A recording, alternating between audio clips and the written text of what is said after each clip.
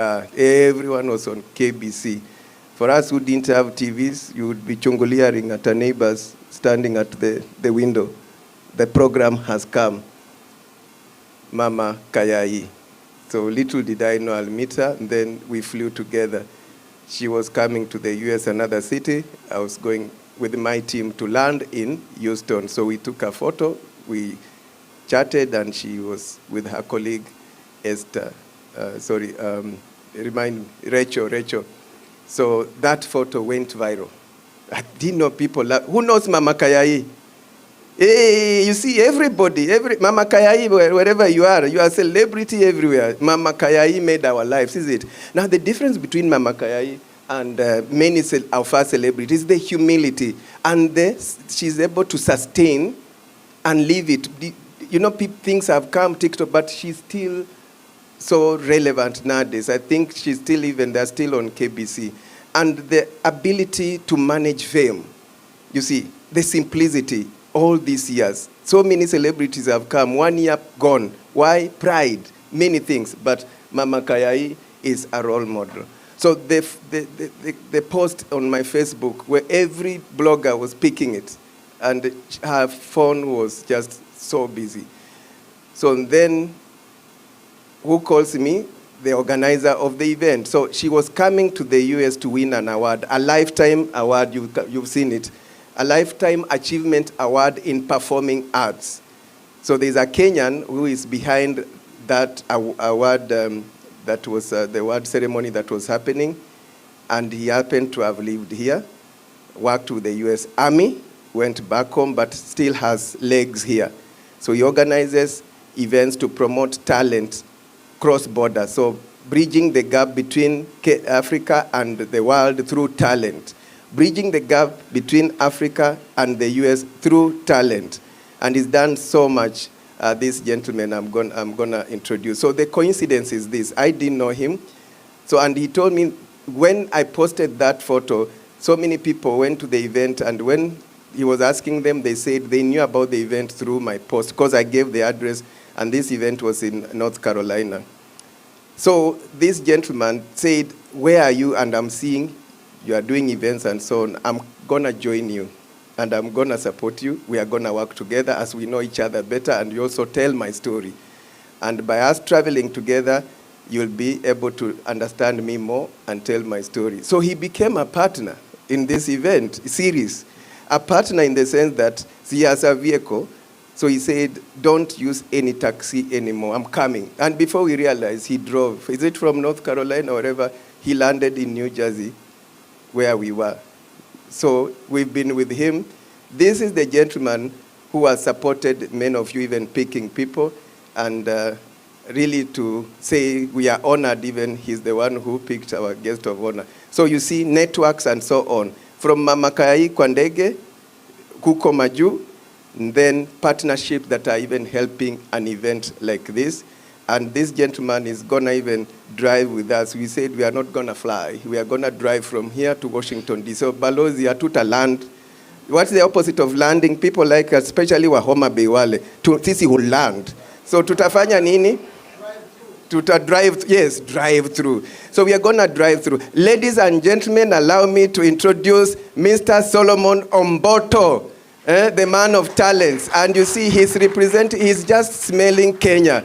He's you are very stylish. This is artistic, so kindly address the gathering and tell them what you do.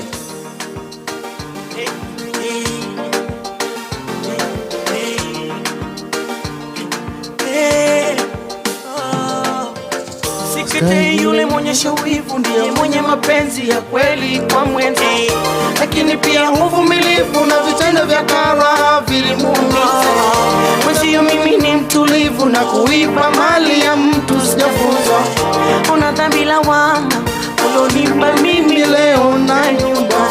Fikira zako ziko vibaya kwa kudhania kwamba udemu nilimpenda. Ni kweli nilimpenda, lakini ni kama everything you want. Ayafanya leo, ikifika kesho tajibu nini kiama. Kwa yale yote mapendo ni kama kioo aliyokupa niliona. Ukafanya na kusaliti kutoka kwako na mimi na yeye.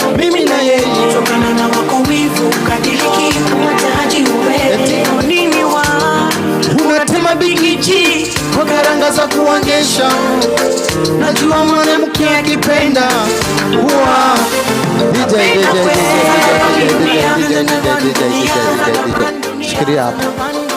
Thank you, man. Thank you, DJ. I want to recognize that you are doing a fantastic job behind that machine. Good morning and good evening, people from Kenya. I want to recognize His Excellency, the Ambassador. And also I want to thank my brother Harris Chamwanda for that wonderful introduction. And I don't think I need to talk about myogenic and what myogenic does because he already did it. And I just want to say, when you have the potential and when you have the potential and the knowledge, pass it on. That is an investment. I went through the United States Army for 11 years. I became a leader. Though I went through an injury, that didn't put me down because I had an injury on my leg, but not on my heart and not in my brain. So I still have a lot to offer in our community. So I took boots to the ground in Africa, and I started that initiative that he just explained. And little did I know that awarding Mama Kayai in the United States was a big deal. But it's a platform that I want to encourage that you can join and become a mentor. That platform. You can become an investor in that platform. And you can encourage somebody back home. I know you know people who have talent back home. Because during my time in the United States, I find out that we watch African content a lot. Either it's Churchill show, either it's Kenyan music, series of Pendua, Bongo, Kenyan old school Genge and whatnot. So, but when you go back to Kenya, those people who are doing that content, they are doing it for entertainment. They're not making a lot of money. But when you bring them to United States, that's where the market is. So that's the job of myogenic. Thank you very much, Alex. May God bless you. Very quickly, and mtatusamehe, next time tutafanya bidii sana to maybe tunaanza. Forgive us due to unavoidable circumstances. That's why it's taken a bit long. We took a break, broke into some entertainment. You've watched Homa Bay, Bungoma, Myogenic.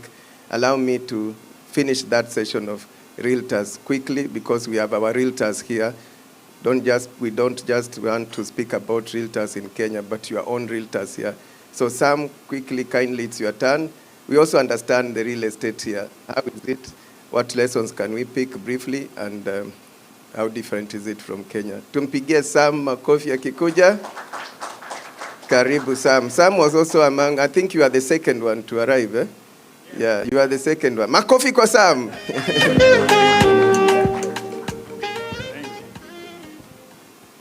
Hello, hello. How's everybody doing today? We're doing great. Mupenda kuambia watu, you know, when you say you're doing great, people look at you different, right? When I say, this person, what's going on with this person? But when I say good, everybody's usually, good is, I say good is for average people. And from this crowd over here, all of you are above average. So that's why you're a great person. So angalia, you know, the person next to you, say, you are great. So my name is Samson Kimani. I'm a Remax real estate agent. First of all, I want to thank Bwana Alex for putting this forum together for us. Asante sana. Second, I want to thank Grace, you know, your co-host, right?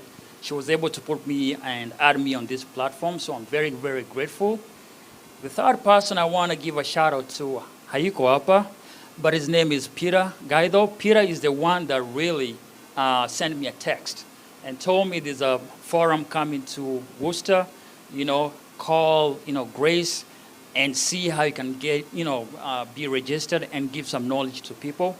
And last but not least, I want to thank each and every one of you coming today.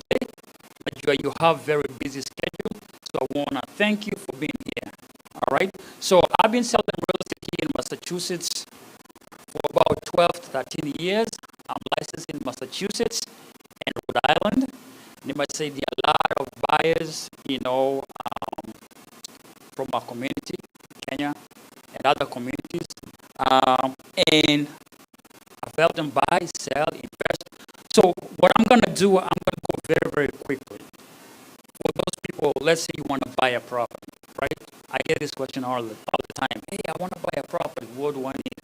So the bank, a lot of times, they usually look at your income, your credit, and they also look at the debt that you have. In other words, for a bank, and you can go to a bank, or you can reach out to somebody like me, a real estate professional. We connect you with a banker, and so they'll look at your income, like I said, your debt, and your credit score. Here in America, we all know credit score is huge, right? So once they look at that stuff, they can easily tell what you qualify for, how much you qualify for, and what programs you qualify for. There's different types of programs out there. I'm not a mortgage broker, but I know some of these loans. So there's like FHA, there's conventional, there's VA, like my thing for us. People that came for the VA loan, my house with like zero, right? Now, programs that get some assistance in down. I don't want to go too much into that because that is probably different. So the way that is determined is and we okay. Now once we get approved,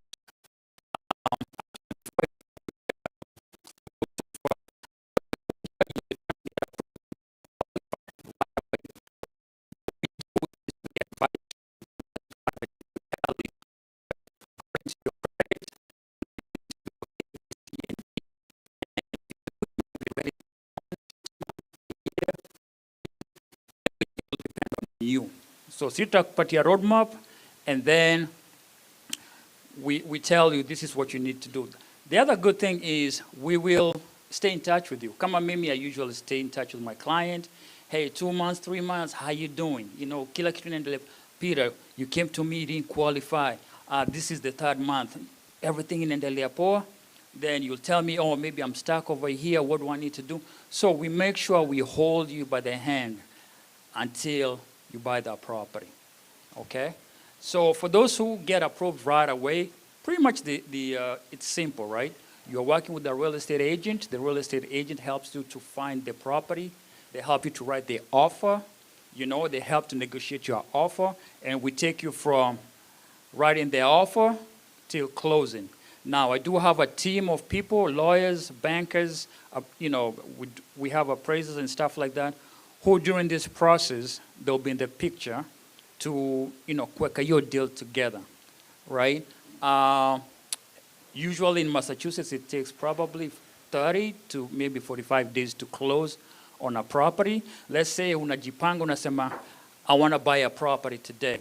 I tell you, all right, this process might go quickly or it might go slow, depending with the property is coming on the market, but also your pace. You're looking to buy a property, but every time I call you, you're nowhere to be found.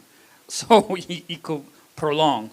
But once you get pre-approved, really is to go. Now, there's different types of pre-approvals. Loans. Some loans you can put 3% down, others 3.5% down, others 5%. If you want to put 20%, that's great. One of the things that in the past, these clients that came to me, right? Wakenya tunaongea tu, they thought that all this time they need to have 20% to buy a property. And once we had the conversation, come be no, there's different type of loans. If you have 20%, that's okay. So think about it. Let's say unanunua nyumba ya 600,000. 20% is 120,000, right? So some people have the ability to do that, but most of the people that came across, they don't have the 20%. The great thing is you may have the 3%, 3.5%, or 5% down, so we get you in. So there's usually process is you want to have like the down payment money, and you want to have the closing cost money. Some people ask me, what's the difference? Down payment, you're really telling the bank wants you to have skin in the game. In other words, bank inasema, all right, you're buying this house, let's say for 100,000. Here in Massachusetts, I couldn't actually 100,000. But I just like to make it very, very simple, just for people to understand, right? 100,000. Bank the bank says you'll need to put 5% down, right? So that's 5,000. Lakini bank will finance you for 95,000, right? So that 5,000 is what we call the down payment. So the bank wants you to have some skin in the game, okay? Now, the closing cost, that's the fee that tunalipa to do the business, right? The bank is going to write the loan for you. We're going to need to have an attorney in the picture who will make sure the title deed is clean. So zingine mtu ananunua nyumba, they're like, man, I don't know if the deed if it's clean or not. So we make sure all those things are done. So the closing cost, that's like the fee. There's appraisal fee in there, there's insurance in there. Ukinunua nyumba, you have to put insurance. It has to be appraised. There's some towns, cities, you have to pay taxes, right? 3 months in advance. So that's what we call the closing cost. Again, this is not like a buyer seminar. Lakini I just want to give you guys just quick nuggets, right? Of course, you can always see me, talk to me if you have any questions. Now, those are buyers. Some people over here, they already have homes. So sellers, when I say, okay, I want to sell my home, what is the process? The process is, number one, you want to hire a real estate professional, either myself, ama mtu mwingine, right? So the job of this person will come to your property, and it's free, I don't charge anything. I'll come to your property, I'll look at your property, and what's the condition of your property, and then I can advise you accordingly. Ndakuuliza some questions. Do you want to sell your property as is? That means if the roof is leaking, if the door is falling off, do you want to sell your property as is? Or do you want to fix some of these things to get top dollar? So I'm able to give you that advice. I'm able to run numbers. I do what we call market analysis for your property. I tell you, in your property's condition, this is what we will list it for to get our core market, right? Now, so that's easy. Now you have another seller, and I say, I was talking to one of my clients the other day. Alinipigia simu akaniambia, man, I want to sell my property. So what is akasema, my fear is I don't want to be kicked out of my house. In other words, we put my house on the market, and then we get offers, we get buyers, but Mimi, I haven't found a place to go. Nikamwambia, don't worry about it, because there's certain contingencies we use. Let's say you're a seller, you're looking to sell, and you're looking to buy at the same time. Meaning you're taking the proceeds from this property to put down for the property that you're buying. So we do have some contingencies in place that will cover you. Meaning, Peter, if somebody comes make an offer on your property, which your offer, we usually let them know this is subject to seller finding suitable housing. So in other words, you'll have a peace of mind. You'll know, if I don't find what I'm looking for, hey, this contract, we can discontinue.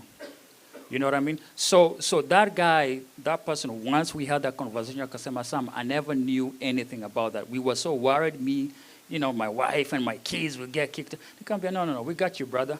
So there's these things that we can put in place, okay? So for him, we're selling his house, and we're taking those proceeds and moving to the house that is buying. All these things will happen at the same time. There's some of my clients over here, we've done that before, so it's pretty easy. And then as far as qualifying for a mortgage, if you're If you're employed, it's it's kind of straightforward, right? We know you get your check every 2 weeks, every week. That's very straightforward for a banker. But for those people who are self-employed, that's where sometimes kuna challenges. Why? Because you can see on paper the person is making a lot of money. Lakini akikuja kufile taxes, ameifinya kuifinya, right? I'm in that category, right? Because we're self-employed, so we have to, play by the rules over here. The rules are, if you don't claim expenses, then Uncle Sam will be digging in that pocket. So that being said, yeah, there's sometimes challenges if you're self-employed. However, we work with everybody. Come to us, tunakupatia the right information, then wanajua maybe the next 2 years, you may have to file your taxes a little bit different. And then last but not least, other people like to invest in real estate. I've helped a lot of clients invest in real estate, buying multifamilies. Currently, I have somebody who's actually looking to buy a building for assisted living, to put clients in there. So that's commercial. We do some commercial. And so when it comes to investing, that's a different ballgame by itself, right?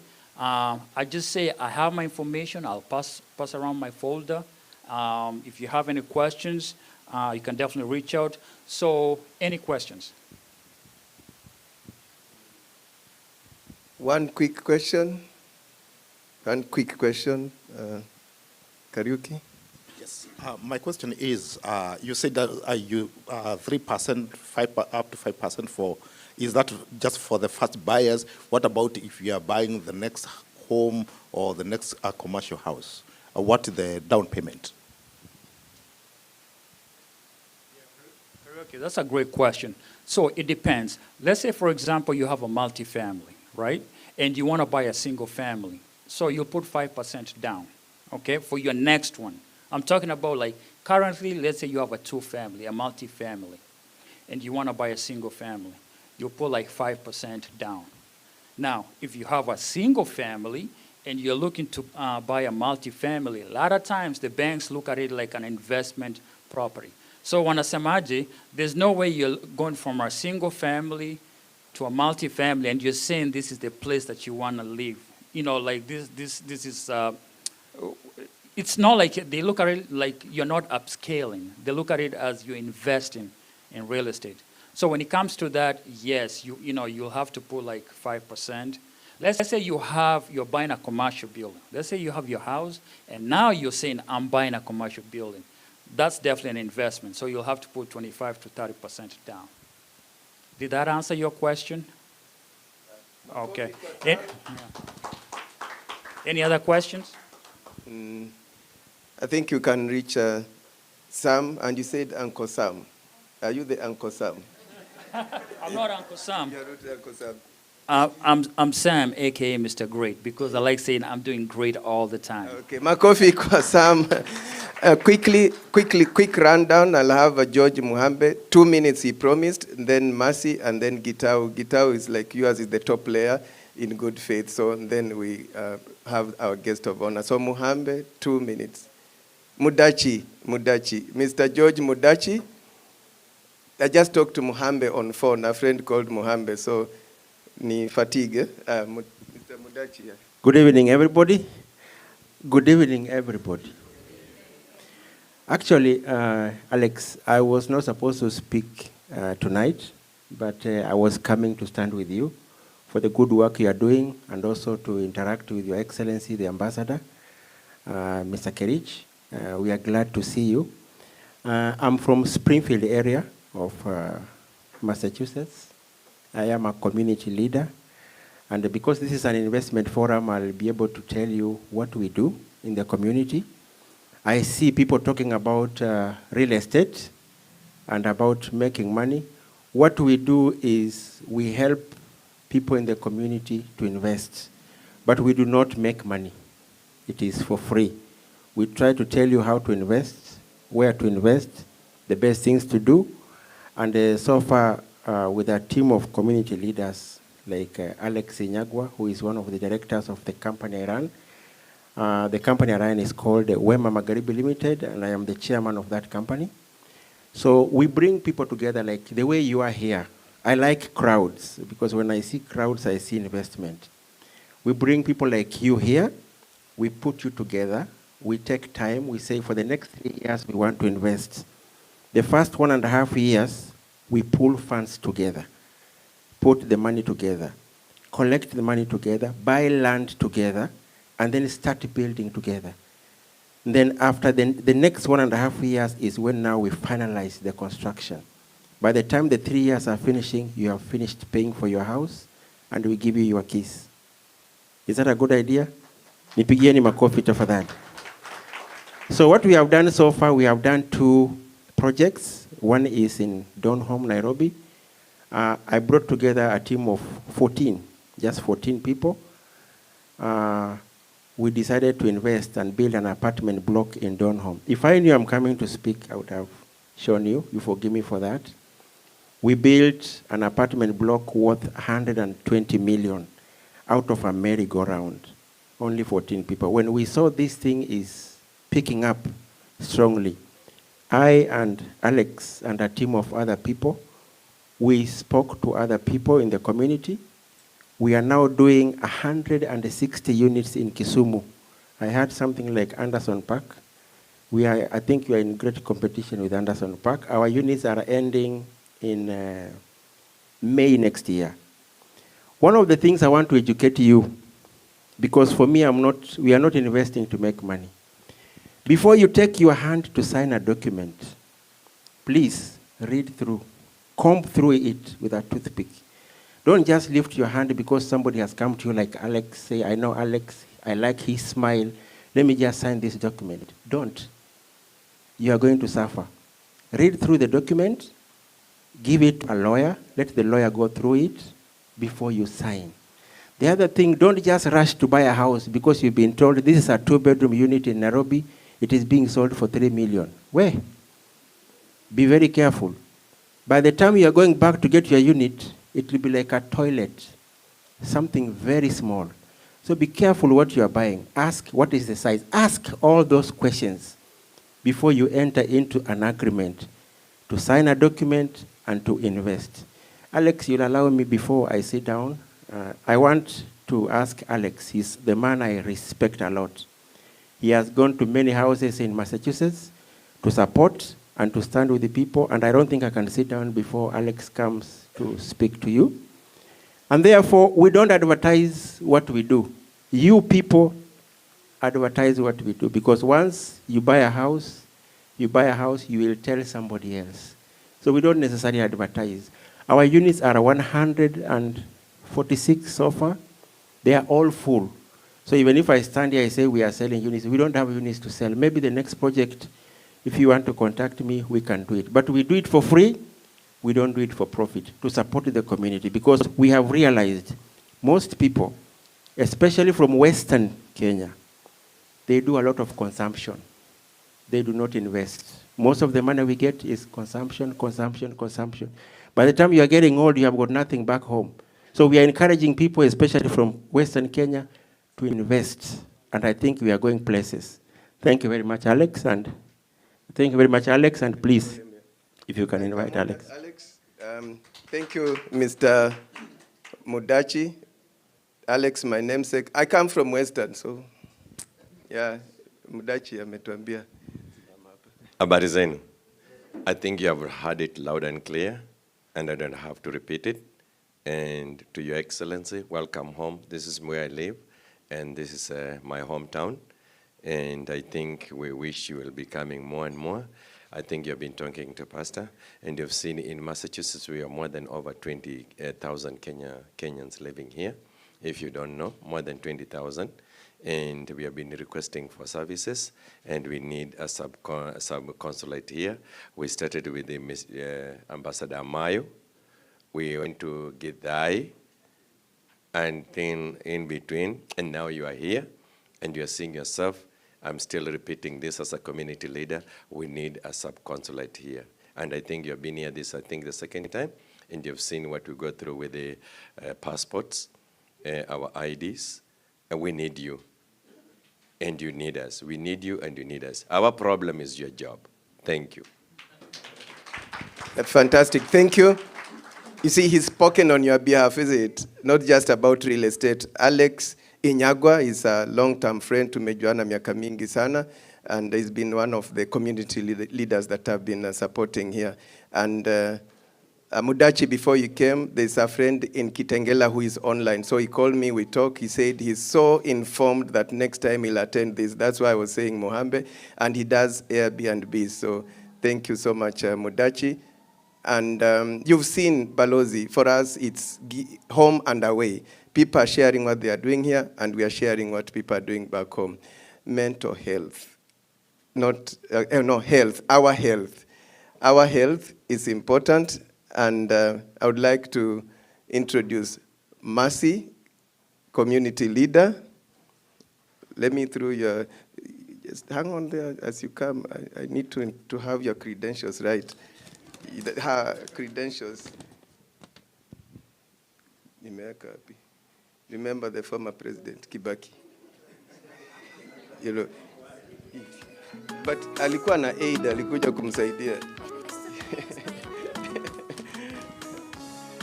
Dr. Mercy Kamau, PhD, NSN, APRN, FNP-BS, FNP-BS, family nurse practitioner, healthcare entrepreneur, and community advocate. Makofi kwa Mercy.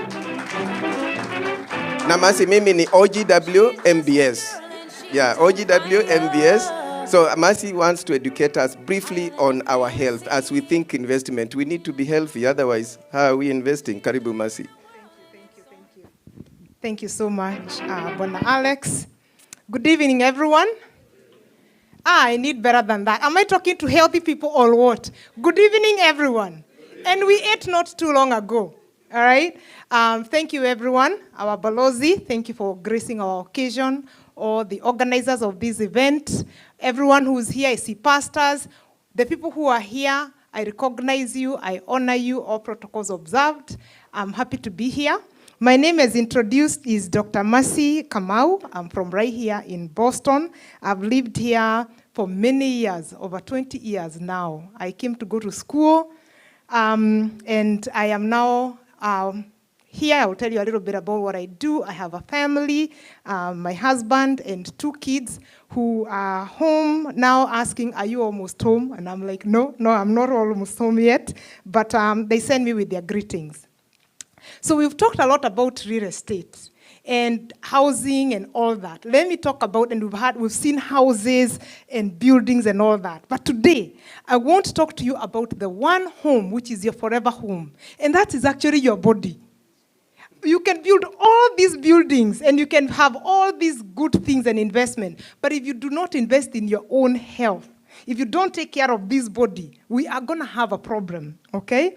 So as a way of background, I was born in Kiambu, a place called Kegumo in Komodai, Githunguri, and then married in Subukia, so I'm from both worlds, and then obviously I live here. But one of the differences that I have seen is that we need to have a little bit of a paradigm shift, all of us. Because especially for us who are here from Kenya, we need to have a paradigm shift because where we come from, healthcare and doctors and hospitals are meant for the sick. If you meet with someone, if I meet with somebody and somebody tells me, hey, where are you going? I'm going to see my doctor. What would be the next question I ask?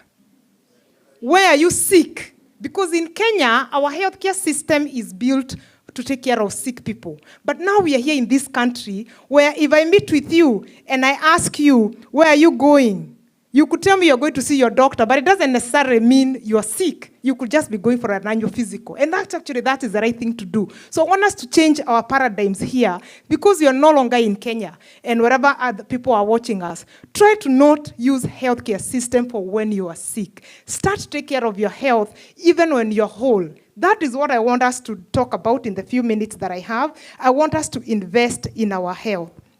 When I came here and I went to school, a lot of the things that I was learning in school, I used to actually sit in class as I'm learning all about these diseases and how our bodies work and what happens when our body is not working right. And I would literally diagnose people from my village as I sit in class. Because then I would learn, oh, this disease does this to your body, or it makes you feel this, or it makes you look like this. And I would say, oh my goodness, that is what so-and-so had in my village or died off in my village. I would diagnose people. I'll start to think of people and what they were suffering from. But then back in Kenya at that time, we did not know. So what did I do? I said, this education that I'm learning here, I will take it to Kenya. So I started organizing medical camps in Kenya for many years. We are now talking, this is like almost 20 years ago when I started doing this, right? So I started organizing medical camps in Kenya. We've gone many times with American doctors, my colleagues, nurses, and we'll go and do medical camps in Kenya. And then I was like, we'll build a hospital here in Kenya, and I want to treat, until it eventually dawned on me, instead of waiting until I move back home to build a hospital, why don't I just do it here? Why don't I just start a clinic here instead of saying, when I move to Kenya, hey, I'm going to have a hospital and I'll treat people. And I decided, why not do it here? Because I have clients here, whether American, African, Mexican, it doesn't matter where they are from. And therefore, I started a clinic. So I am a founder of a clinic called Mercy Care. Mercy Care Health and Wellness Clinic, hence, it has my name there, but Mercy Care. So in this clinic, I have interacted with so many people, and that is kind of the message I want us to get out of this. If I could tell you the one difference between, let's say, my Kenyan or my African, because, I think Kenyans and a lot of Africans, we kind of have the same trends. One of the differences that I see between my, let's say, Kenyan patients or African patients and my American patients, there is a big difference. One of them being, most of us who are Kenyans are waiting to engage our healthcare when we are sick. Most of our Americans have been engaging their healthcare throughout and enjoying their lives throughout.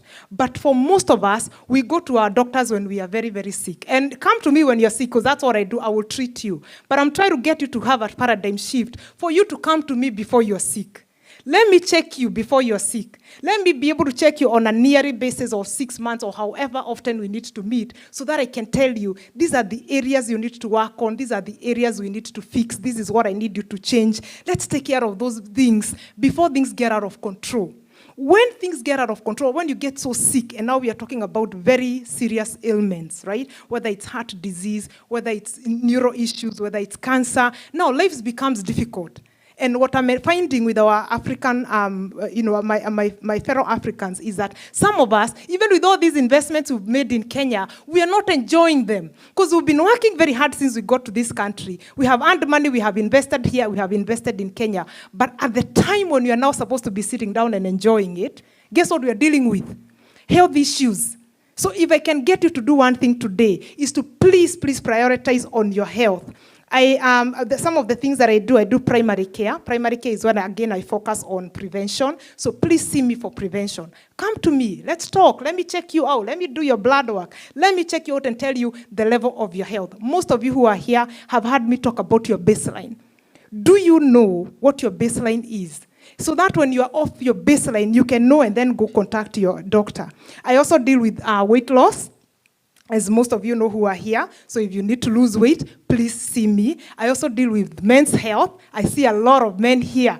Listen, I see a lot of men here, and I deal with men's health. So if your health is failing, physical health, or some of your systems are not working as they should, don't give up. See Dr. Mercy. Don't have to say, there are things that are not working, so I give up on this life. Good thing I enjoyed it when I was young. No, I want you to enjoy it now. Don't stop enjoying your life. When Dr. Mercy is here, see me and I will take care of that. I still want you to enjoy it day and night, right? You know what I mean? So see me and we can take care of that. Women, just because your hormones are changing and things are drying up and things are not working, see me, that's what I do. We'll fix you up. Enjoy your life, not just up to your 40s.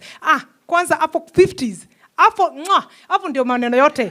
Hapo ndio maneno yote iko. So I do men's health. See me for that as well. And mental health. I want you guys to invest in your health. Your health is your wealth. Turn to your neighbor and say, your health is your wealth. Your health is your wealth. And this is Dr. Mercy, and Dr. Mercy can be your personal doctor.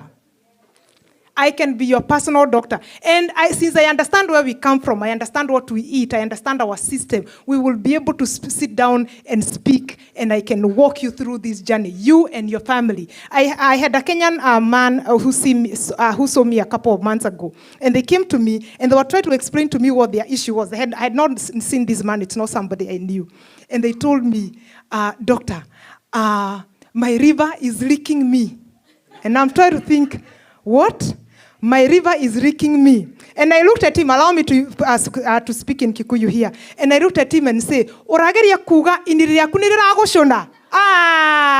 Okay. Are you ini na mramba is what they were trying to say. But now they try to translate it from Kikuyu, which is the language they use, in English. And I'm like, now if this had gone to an American doctor, they would not even have understood what this guy is trying to say. If you come to me, we'll speak in Swahili, we'll speak in Kikuyu, we'll speak in many other languages I can speak. I understand you. So call me, I will leave my businesses here. I know there are people who are watching us online, so it's not just people who are here in Boston or in the US. Wherever you are, please prioritize your health.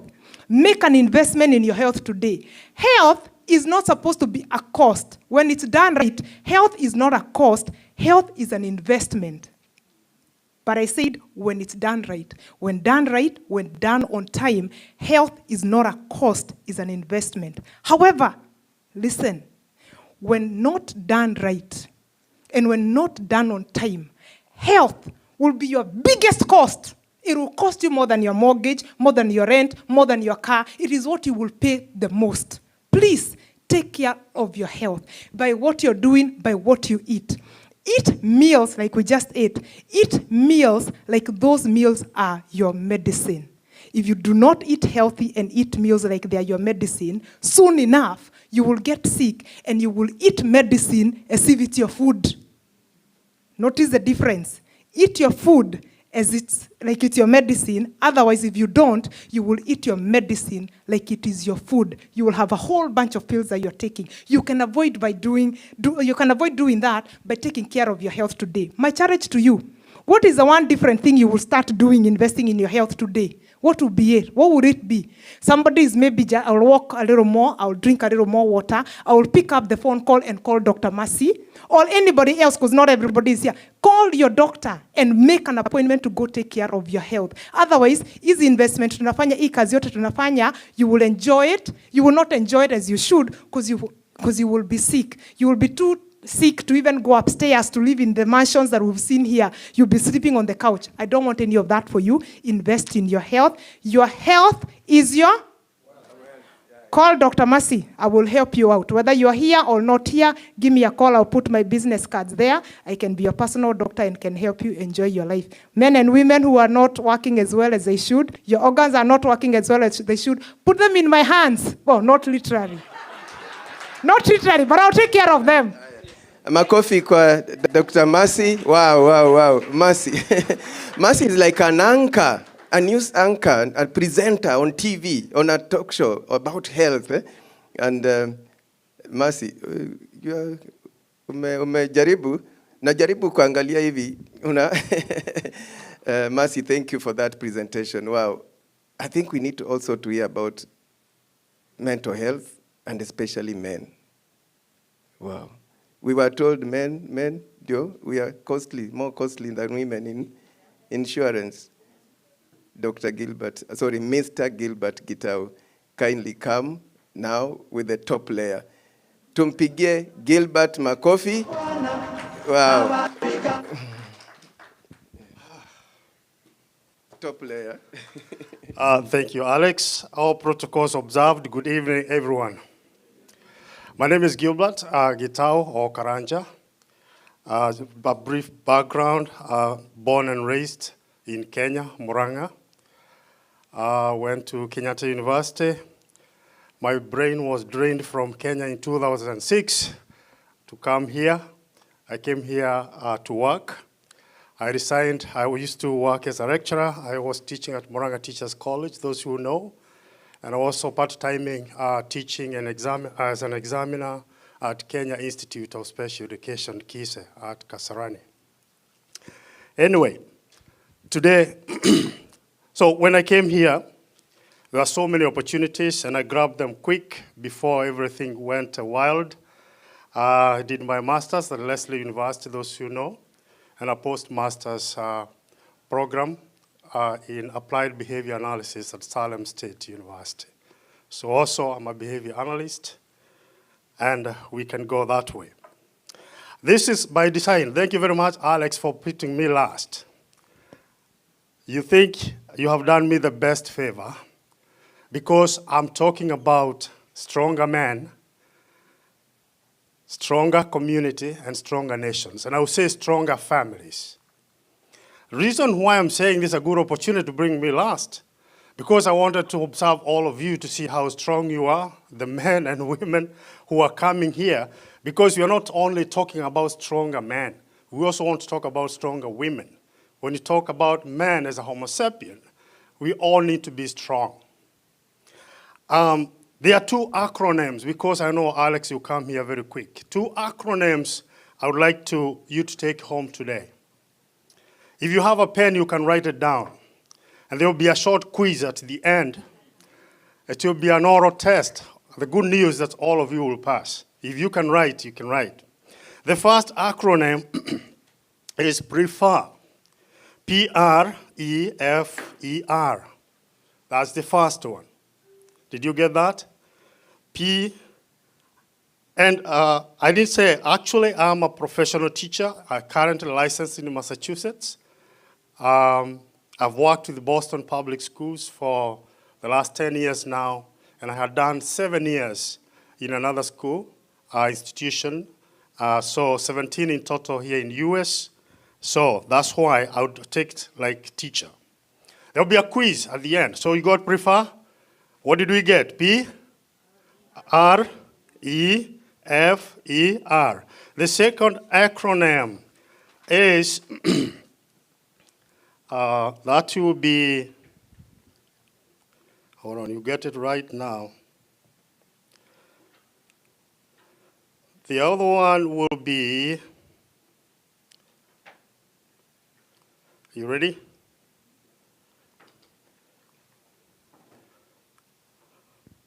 BRACOS. Bra as for bra, B-R-A-C-O-S.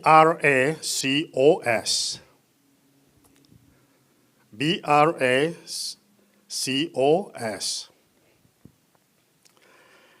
And I'll start with this saying, through the fire of adversity, we are refined into purest gold. Through the fire of adversity, we are refined into purest gold. This means that when struggles are there and hardships, they are not meant to destroy you, but they are meant to make you stronger. So we need stronger men and women in the society so that whatever we invest in, whatever we do, or whatever we take care of, will be of meaning to us and to other generations to come. We can do all these investments, and we can do everything, but if we don't have strong communities, if we don't have strong families, all these things will go into waste. There was a man in my area. He was very rich. Whenever he went to a restaurant, he used to eat just one toast and a small cup of tea because he wanted to save.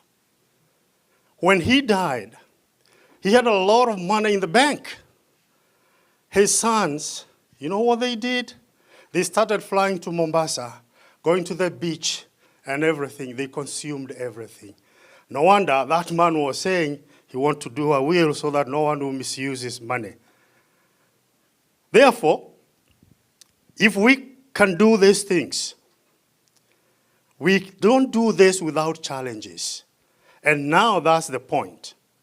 Even if we are strong men, and all of you here are very strong, even if you are very strong, and you don't invest in your family, then your strength becomes a weakness. So we need to invest in these families. So in pursuit of all these investments, a man or a woman goes through very many challenges. And these challenges are both social and economic challenges. When we came here, because that was to be the target, what are the challenges that African men or Kenyan men face here? And women, of course. One of the biggest challenges that we face here, one, cultural shock. How many experienced that, a cultural shock, when you came to America?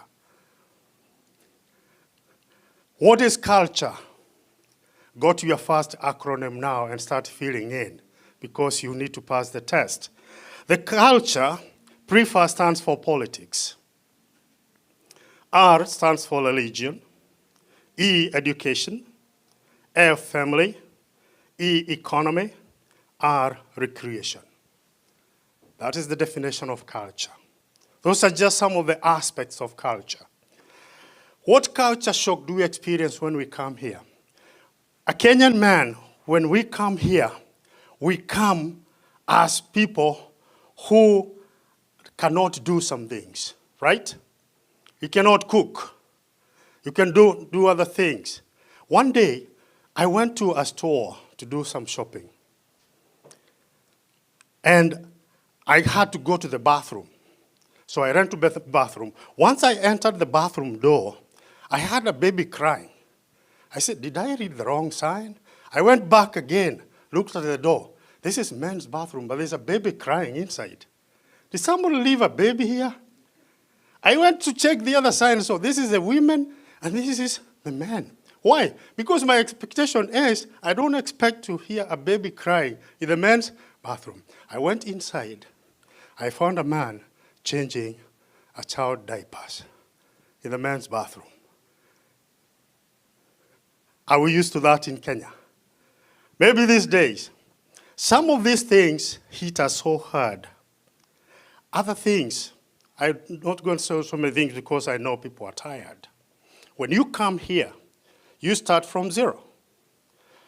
Some people came here, they were driving big trucks in Kenya, from Nairobi to Mombasa, right? 8-wheelers. They come here. You have to do a test with a small car. And some failed not once, not twice, not thrice. Unaenda na askari anakwambia, I'm sorry you failed. And you have been driving an 8-wheeler. I'm sorry you have failed. When that man goes home, and he's expected to be driving the family, that's another challenge now. A challenge. They'll ask you, what are we going to do? Maybe you have a car there you can't drive because you have to pass that test. Anyway, there are all those challenges, and many of you know them. There's a number here, which is a very popular number. 911. 911. How many ways can one of you tell us one way you can use 911? Quick. For help, emergency, right? What other way? Domestic what?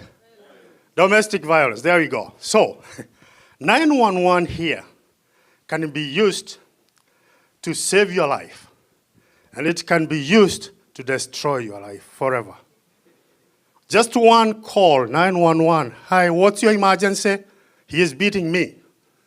He is holding a knife. When they come in, the first thing is you are told, get out. Before they listen to you, they will listen to her. Those are some of the challenges that men face, right?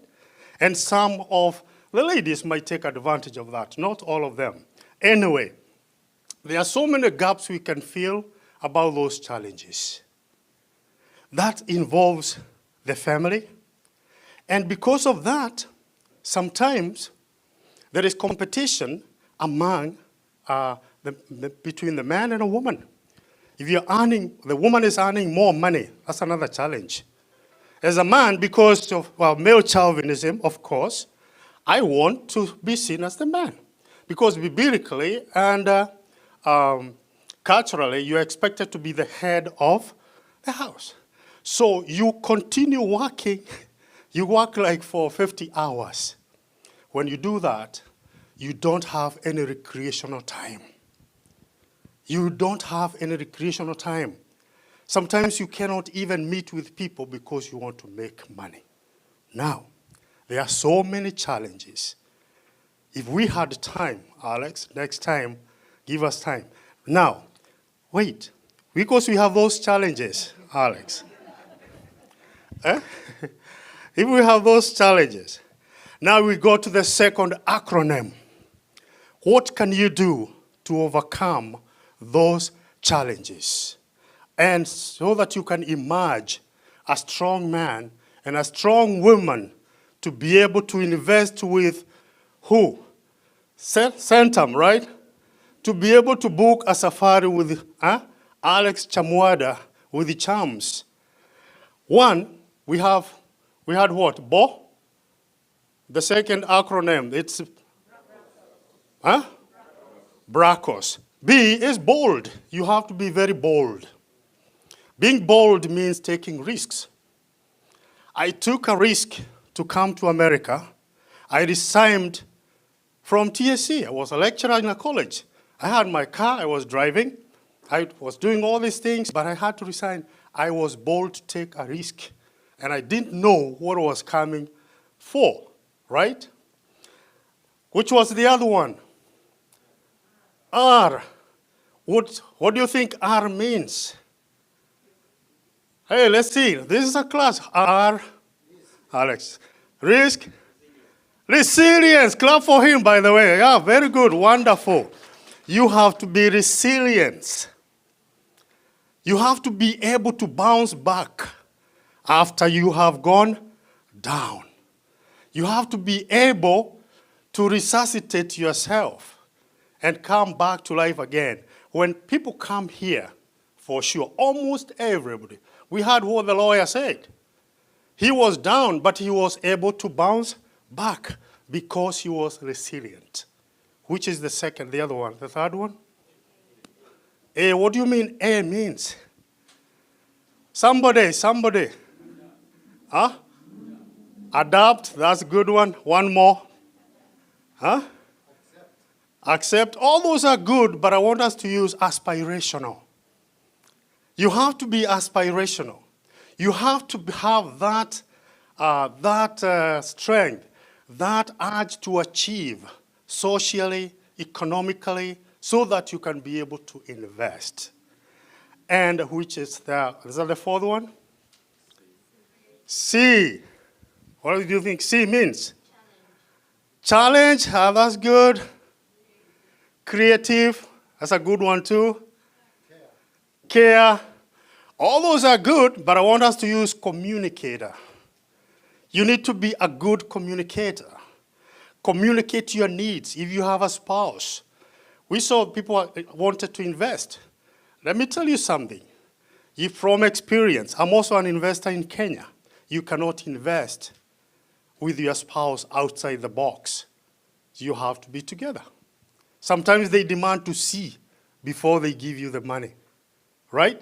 And you cannot force them to give you their money because they work, they need to have authority, they have to have control over their money, and then to enjoy their earnings. The last one, what do you think? This is the last one now, Alex. S? Huh? O. O. What do you think O is? Who said organized? That was Ambassador. Oh, clap for them. That's good. Clap for him. Oh, you have to be organized. To be organized is to be able to put things together. So you spend money the right way, and also spend time the right way, organized, right?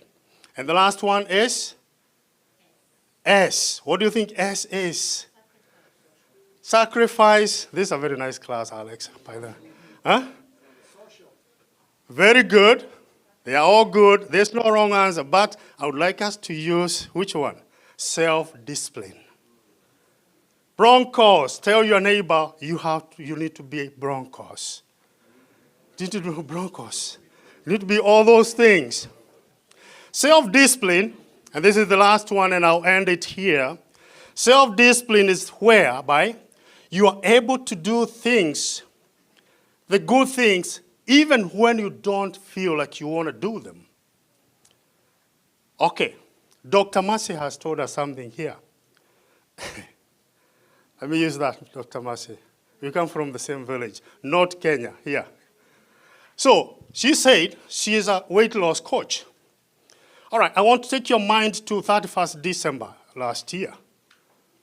The if of what? Okay, New Year. How many resolutions are passed that time? You find someone in a pub, this is my last glass. This is my last one. Then Alex, you say next, from tomorrow I'm gonna lose 20 pounds, don't lose 20. And are people able to keep those ones? Why? They are not because of self-discipline. Let's all have self-discipline, manage our money well, invest, and take care of our families. I could have talked about so many things maybe next time, but that's just about what I will say today. God bless you all. Wow, thank you so much, Mr. Gitau. We'll do better next time, but we are going to make up. Kuna mtu ametoa suggestion, Gitau and Mercy, and one more that is coming. I'll tell you that we sit now and document this for Daring Abroad. So wame earn their place in Daring Abroad. Tuwapigie makofi. Yes. So Daring Abroad, tutaongea after this. We are still until Wednesday. Mercy, Gitau, hizo ni hata vitu watu wanataka kusikia sana nyumbani. So it's not all lost. Now, while I was seated there, so I received a 999. Mlisema 999. Oh, okay, I correct. 911. Which is 999 Kenya? Oh, okay. What is it now in Kenya? 999. Okay, so nimekuja na the Kenya in me, but now I'm in the US. 911. So, sorry, guys, I received a 911, but not from a lady, but from my colleague, Patrick Okinda. We had shifted one of the speakers due to we were running late. She was supposed to come earlier. Kindly, just give her some 3 to 5 minutes. And this is also an interesting topic. It's a continuation of what we are talking about. And I can see you are attentive to listen to this. Sarah Muiruri, kindly tumpigia kikuja makofi. 911 imekusave. The topic is rehabilitation, mental health. She's a rehabilitation mental health counselor and a clinical life coach and an author. Na vitabu display pale, I'm sure sasa sign, umefanya auto. Yeah, karibu. Sarah. Yeah. Okay. Next time, I'm going to make up with the Daring Abroad. I'm kidding. So good evening, everybody. It's so good to be here. Asante sana, Bwana Ambassador. I am honored to share the same stage with you, and I don't take it for granted. And the speakers before me, thank you so much. My mwarimu, I think we should have corroborated on this one too, because it's also on empowerment, and you spoke a lot about what I would have said, so that's okay. But even though he talked about empowerment, I do have a book that you can also run about the same concepts he talked about and much more. The name of the book is Empowered by Resilience, A Path to Unstoppable Growth. So we can grow. We are always growing. And he talked about the relevance of empowerment from a cultural perspective, which obviously we have to do because as a culture, there is a lot that we miss. And I had actually created 2 PowerPoints. Grace, we don't have time for that, so I will just talk briefly in the interest of time. Again, my name is Sarah Muiruri. I have lived in the Worcester County for the last 3 decades.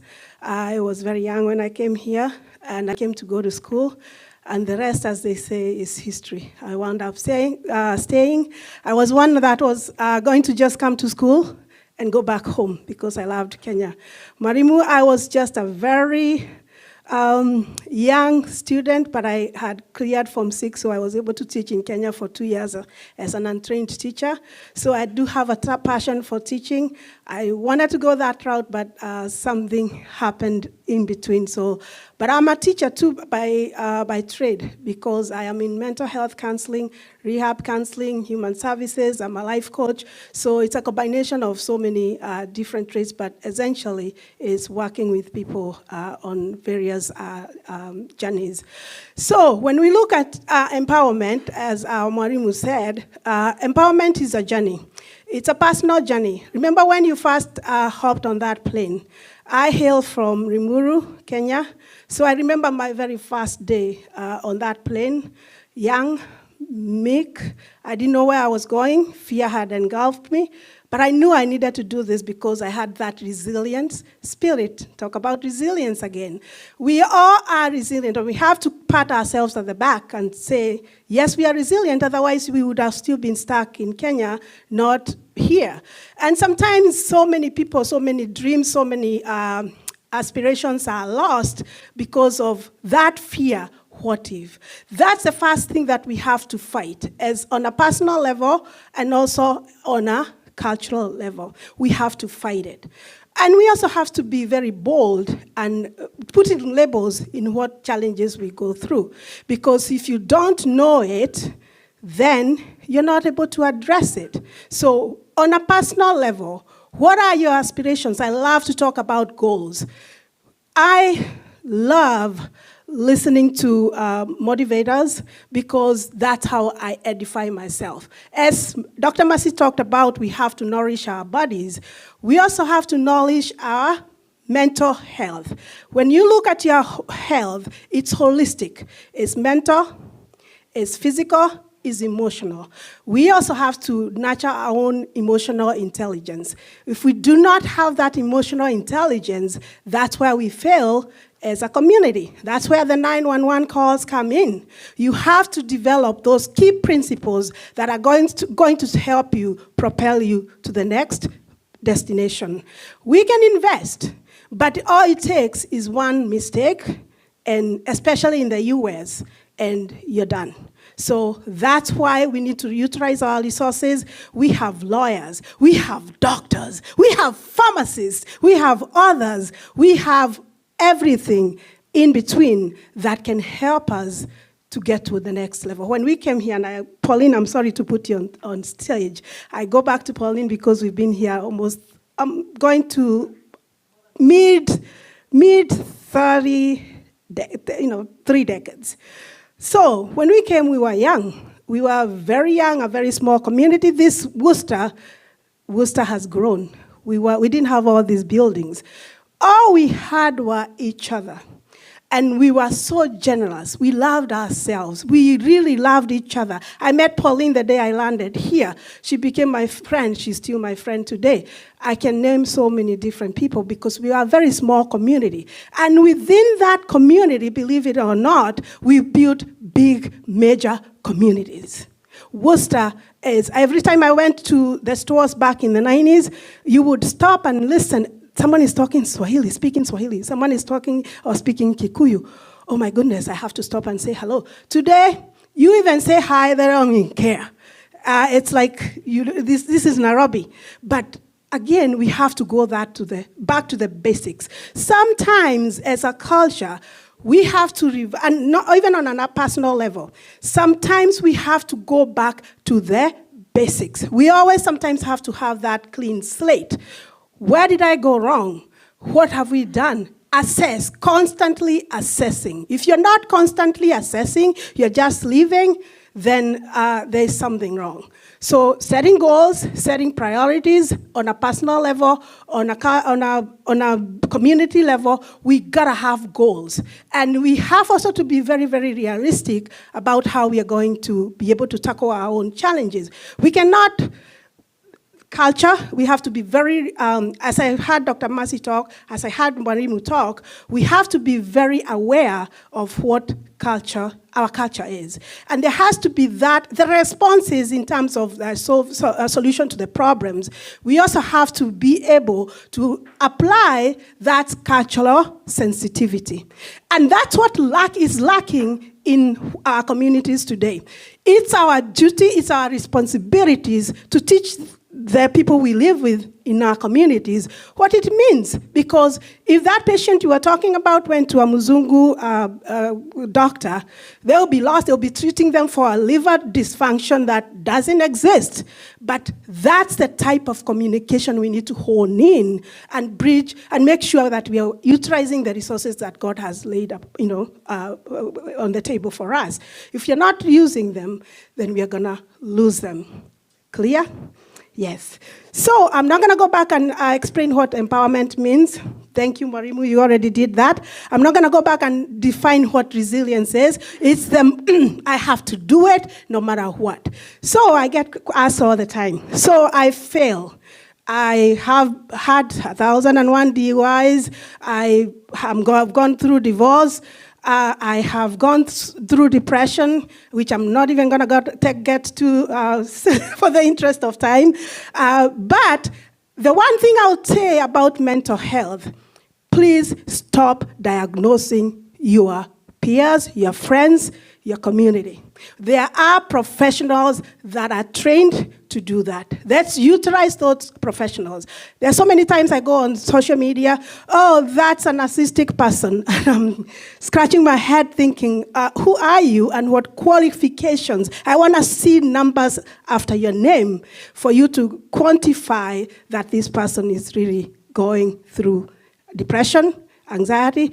Let's use the resources. Let's not just throw these terms around. It's not right. The second thing I would say is that as communities, we also have a place to help those that are faltering. Sometimes we have had so many lives lost through alcohol use, through depression, through mental health challenges.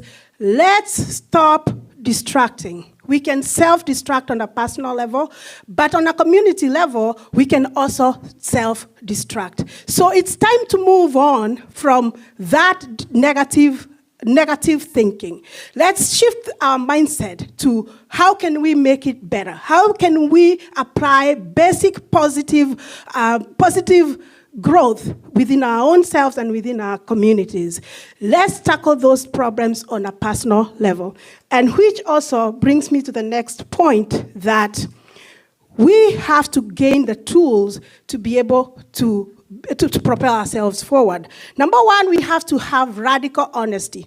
What is it? Put a label to what we are experiencing. Once you put a label to that, we'll be able to help ourselves. The next thing that we need to do, we also have to train people to rewrite their narrative. Just because you have 1,000 DUIs that I was talking about, doesn't mean that you cannot reclaim yourself. Let's rephrase that narrative. Growth starts now. If you don't start now, don't say that I'm going to wait to get healed tomorrow for me to be able to thrive. You can thrive right from this minute.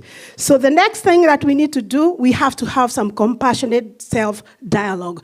Extend some grace to yourself. When you falter, you get divorced, so what? You're not the first one. You get whatever life throws at you, because life is going to happen whether you like it or not. But you have to have some tool pointers. You have to develop a toolbox that you can go to and pick it out. Like, okay, I'm going to have we were talking about gratitude. Get that. Make sure that you're practicing that every day. Whatever works for you. If you're spiritual, you do that. If you're a Christian, you pray every morning, use that tool. The other thing that we need to do, and we are so bad about it, sorry, our Kenyan visitors, we work so hard. Somebody talked about side hustles, which sometimes don't even amount to much, but we still find ourselves, it's like an addiction. so to speak. We always have to find something. We have one job, but we want to look for that one, and the second one. That's why sometimes we get so much taken advantage of, because we are hungry. As a community, we are hungry for success. But where are we looking for that success? We have to be sure that we, like everybody else said, vet those positions, vet those people that come here to sell us land.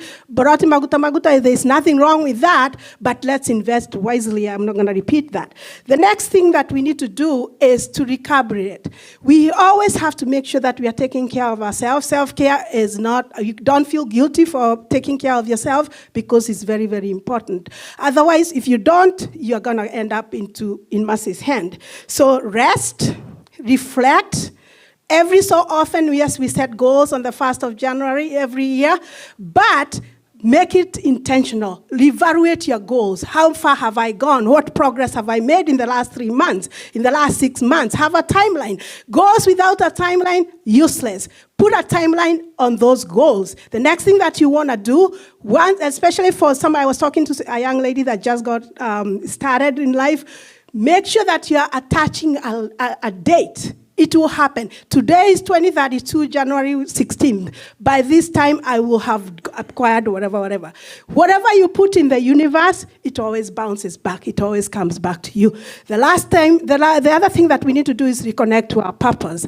Define your purpose. God didn't just put you here for no reason. You're here because you have a purpose. Find that, execute it, and look for it. Dig for it. Speak to Mwarimu, speak to whoever you need to speak to our preachers, speak to our spiritual leaders. They will help you get to where you need to be. The other thing that you need to do is, mental health has a lot of stigma, especially in our communities. It's okay. It would be so much easier for me to go to Mercy, but it would be very hard for me to go see a psychiatrist. It's the same body. I don't understand the stigma. But it's our culture again. So we have to make sure that we are getting as much as we can to be able to understand what our issues are. The next thing that we need to do is lean onto the community.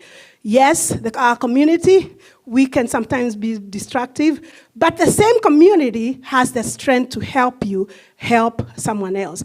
When you talk about, like I have had so many times, that's a Kenyan thing, I really don't connect with Kenyans, then who are you?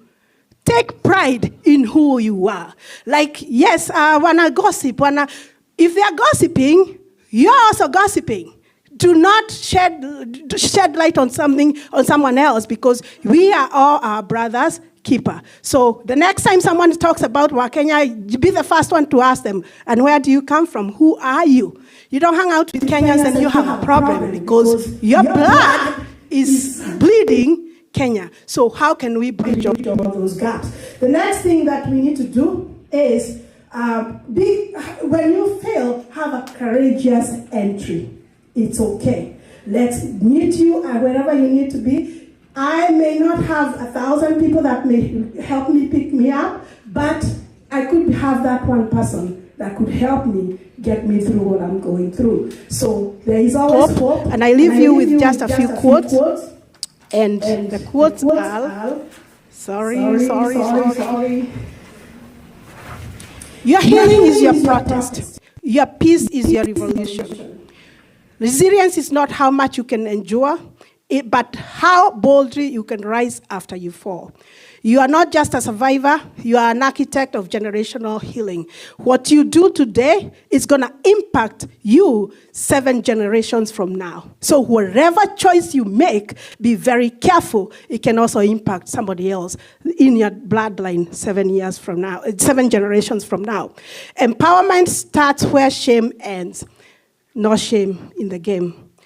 At the intersection of truth and love. So let's love one another on a personal level and as a community. I have books down there, at the back of there. Look at them and let's talk if we need to. My phone number, I put it at the back, and my email address is at the back too. So thank you. Wow. Hayo makofi hatoshi. Makofi tena. Na kitabu ndio hii, Empowered by Resilience. Empowered by Resilience by Sarah Muiruri. Make a point. of seeing her. And then there is another one, Mental Health Awakening, Empower Your Mind and Soul. Wow, by Sarah Mwiruri. I need to write. Yeah. Breaking Chains, Breaking Chains. Breaking Chains, I just have to say one thing about Breaking Chains because I love you guys. Breaking Chains is catching a lot of attention from Americans. Please take a look at it. It's very, very powerful. Breaking chains of interpersonal violence. When you talk about interpersonal violence, it encompasses domestic violence. People think that just interpersonal violence is domestic violence. There is so much more above and beyond that. So there it is. Asante sana. Makofi kwake. Now, we've done very well. We are now going to go into the last keynote address. Kindly, ladies and gentlemen, and thank you for your patience. But we'll urge you to just give us 3 minutes for transition. It's a technical transition to allow our technical guy, Edison, to transit so that we have the keynote address. Just gonna take 3 minutes. But while we do that, we've not done well on my request that you move forward. That one I've been trying from beginning to end. Can you move forward, those who are behind, kindly?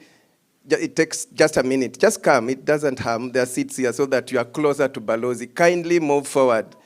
Kindly move forward. This one I've failed. I've been saying since 2 p.m.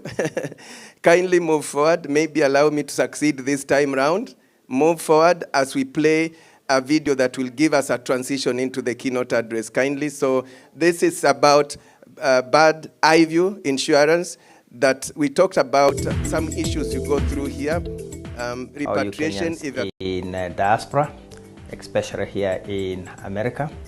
My name is Richard Moiro, Director at Badview Insurance. My name is Anne Kinyanjui. I am the Diaspora Business Development Manager at Badview Insurance. Badview Insurance, officially known as Badview Microinsurance Limited, is a Kenyan insurance company licensed and regulated by the Insurance Regulatory Authority of Kenya. Badview Insurance was founded by a very specific purpose: to provide accessible, affordable, and comprehensive insurance solutions for Kenyans in the diaspora and their families back home. We in Badview Insurance do understand what it takes to live miles and miles away from home, and yet you are the pillar of support for the family that you have left back home. I've been in diaspora for the last 31 years, and this is informed from the problems that we go through, especially when we got death, or when somebody gets deported, or when we got the families back home who needs medical. Let's be honest, being in the US or any other part of the world is a blessing. It is a dream come true, but it comes with real life pressures. You wake up every day in the morning to work hard and build a future, but you are the one person that everybody calls in times of crisis when there is a crisis back home. At Badview Insurance, we're giving you that peace of mind, because what happens when you get that call, you leave everything to cater for our people, because that's what we do. We are supposed to take care of our own. One of our major products is a product we call the evacuation and the repatriation. Evacuation and repatriation is our flagship product, and this one covers evacuation due to medical emergencies, it covers deportation, and repatriation in the event of death. In our cover, evacuation and repatriation, we have a special product which is a deportation cover, which is a rider within the policy. And on this part, we pay half of your benefit in case you get deported back home. And when you get back home, you find whatever you had invested is not there, or people misused it, and you are left in a demise where you got nothing. So we say when you get in the unfortunate case you get deported, we'll give you half of the benefit. We also have what we call the last expense cover. This covers funeral costs and gives your family easy time, or one less thing to worry about when they're going through the painful moments. We also have what we call the medical insurance cover, and this is a cover that caters for inpatient, outpatient, maternity, dental, and optical for your members, or rather your family, your dependents that are back home. We have another product that we are calling the personal accident cover. This is a cover that caters for accidental death. It caters for injury and also disability for the people that you have left back home. We have a product that we're calling the hospital cash. Hospital cash is a cash payout whenever your loved one back home have been admitted in hospital. It's very easy to sign up. You can sign up wherever you are in the world. It's a very robust web interface where you just need to sign up and you're able to pay and get insured straight away. All you have to do is visit our website, birdviewinsurance.com, or use the QR code provided on the banner. If you scan it, that will take you up to the portal and you'll be able to buy the insurance within 4 minutes. Birdview Insurance is looking to grow in the US. Are you passionate about the community? Are you looking to be part of an institution with a purpose? Please reach out to us. We will train you, we will support you as we give our people a purpose and that peace of mind. And we got a combined experience of about 60 years. And thank you so much, Birdview Insurance, for partnering with us in this series of US Daring Abroad Investment Forums. We'll be with you again in Washington, D.C. next weekend. We want to appreciate Jeremy Awori, who is treasurer, is an official with the Kenyan community in Ontario, in Canada. And that community has well over 1,000 members. So him listening to you, he's listened to all your presentations. He's saying, I should say, Ewala. Semeni Ewala. Yeah, so thank you, Jeremy Awori, ukiwa hapo Toronto, tutawatembelea. And this just shows the impact of these forums. They go quite far. John Sentamu in Masaka, Uganda. You've been watched in Uganda, Mercy. Who, Gitau. You've been watched in Uganda. So this is quite interesting. And we want to thank you, John Sentau. He says, thanks for your great work in building, particularly he's praising myogenic. So he's saying, thanks for your great work in building myogenic talent. So this goes to Myogenic Africa. You are being congratulated all the way from Uganda. Maybe he saw you singing, and they are very good singers. Thank you for that. You want to say thank you yourself to him? Yes, sir, thank you. Actually, John is a partner from Uganda. When I went to Uganda, he gave me 2 acres of land to build an academy there. And he's awake, watching Myogenic. So thank you, John. I love you. Yeah. John umepata. Let's clap for Myogenic. Great. All this is in the spirit of our forum, Beyond Remittances. Tusimame, ladies and gentlemen. Jambo Kenya. Tumkaribishe mgeni wa heshima. DJ.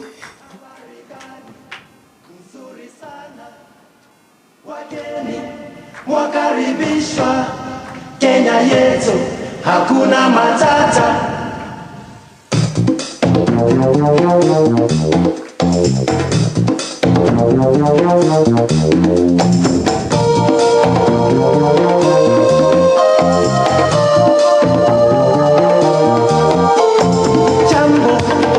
Jambo bwana, habari gani? Nzuri sana.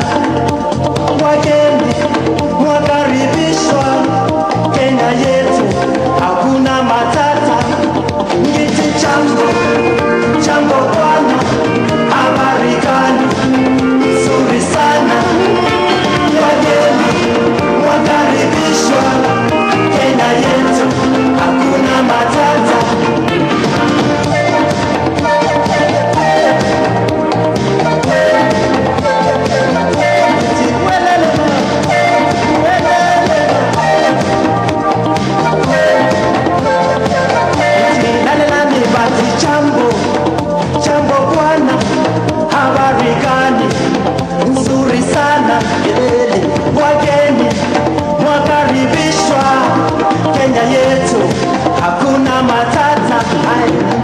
Jambo bwana, habari gani? Nzuri sana. Wageni wakaribishwa Kenya yetu, hakuna matata. Hadithi jambo, jambo bwana, habari gani? Nzuri sana. Wageni wakaribishwa Kenya yetu, hakuna matata. Hadithi jambo, jambo bwana, habari gani? Nzuri sana. Jambo wageni wakaribishwa Kenya yetu, hakuna matata. Kenya nchi nzuri, hakuna matata. Nchi ya maajabu, hakuna matata. Nchi ya kupendeza, hakuna matata. Kenya yetu, hakuna matata. Hakuna matata. Hakuna matata. Hakuna matata. Kenya wote, hakuna matata. Hakuna matata. Hakuna matata. Kenya wote, hakuna matata. Hakuna matata. Hakuna matata. Hakuna matata. Hakuna matata. Hakuna matata. Kenya wote, hakuna matata. Jambo wote, hakuna matata. Hakuna matata. Hakuna matata. Makofi. Balozi. Thank you very much. You may be seated. Sante sana. That feels at home. You feel at home. Thank you very much, Alex, for this. As introduction, I want to introduce myself. For those we've not met, my name is David Kerich. I'm Kenya's ambassador in the United States of America. This is not the first time for me to be in Boston here. This is my second time, and I see familiar faces. I came in, and for those who have interacted with me, I've said I'm deliberate in reaching out to Kenyans in the US because I am Kenyan, and Kenya is my business. I can see those people I met before, Dr. Mercy, and thank you for your presentation. Pastor Nancy here. And who else did I see in Lowell? Yes, thank you very much. So the way I promise is that I will be coming to see where Kenyans are. And I want to thank Alex for inviting me for this occasion. As I sat there and I asked myself, I think I should have even come much earlier because the kind of information that I was able to see and hear, every minute you are proud to be a Kenyan. And that is the best market. You are a good marketer, Alex. I think for Kenya, you have done what many companies can do. All the companies combined into one, Chams Media, in this Daring Abroad program.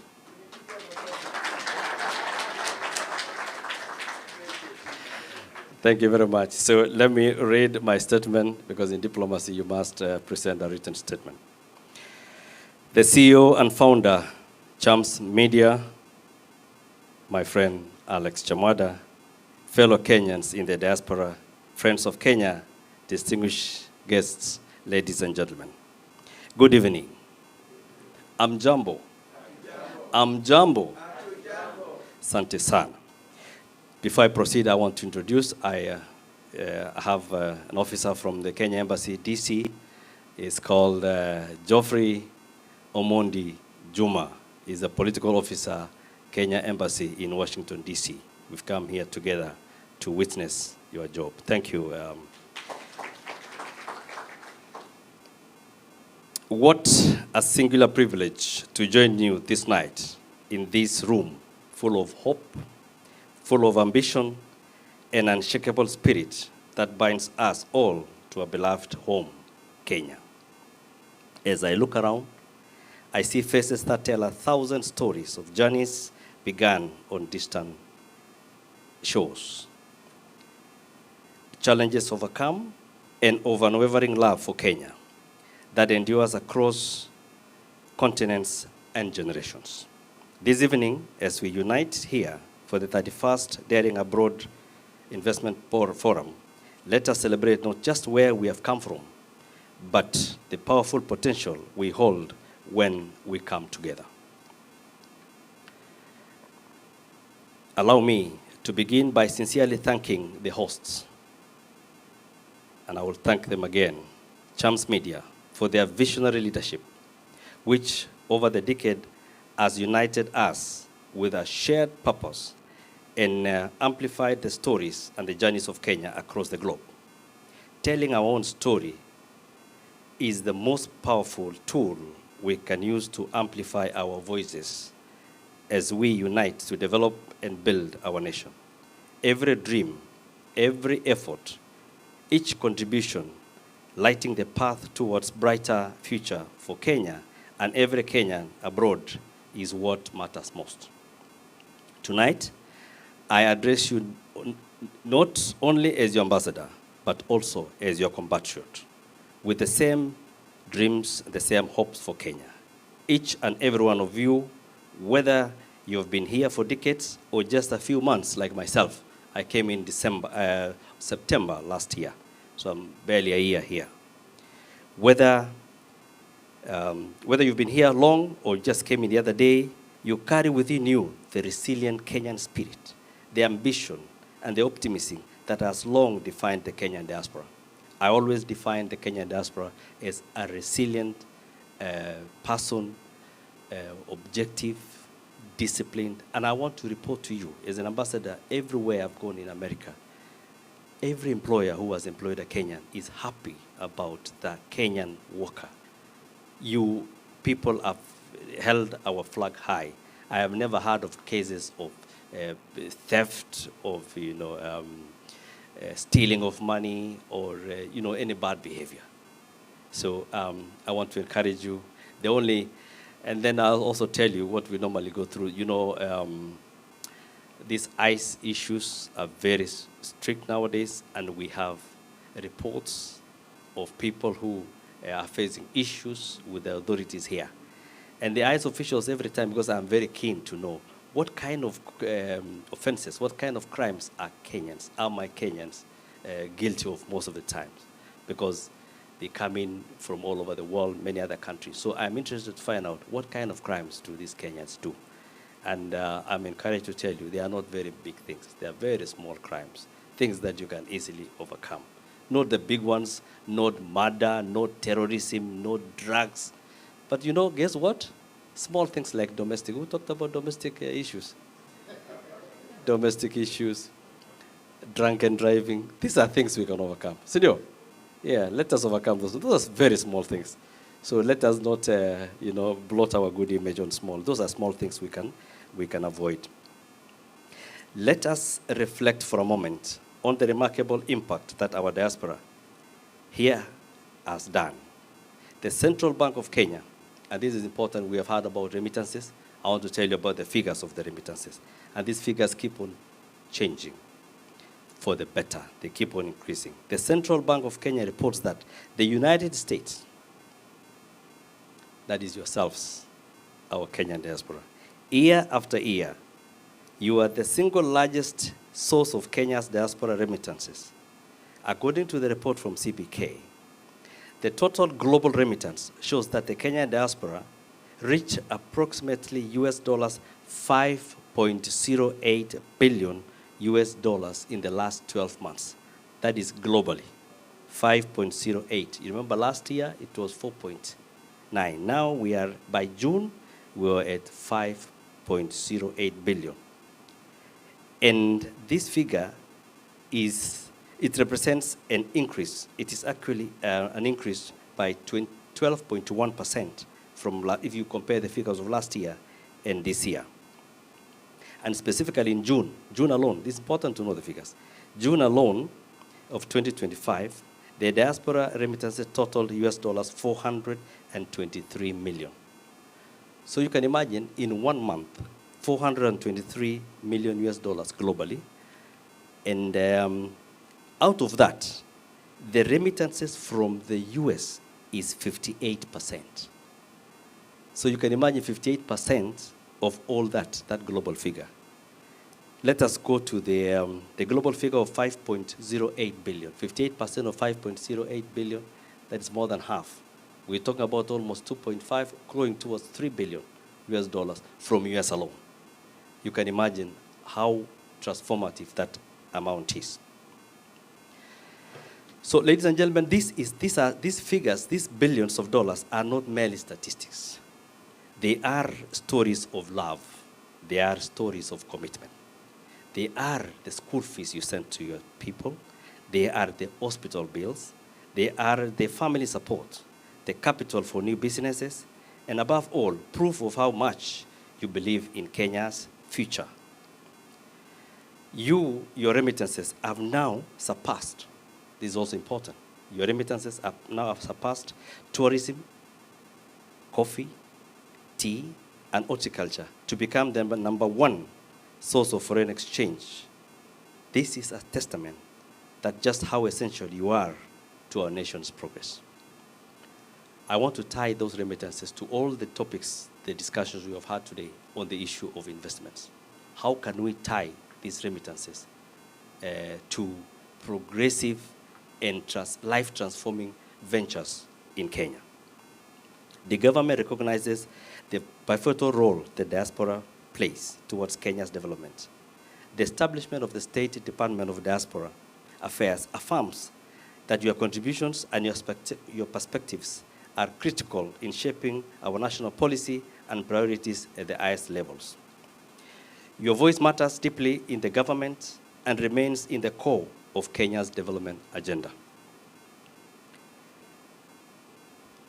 But we must look beyond the remittances, and that is the theme of this meeting, beyond the remittances.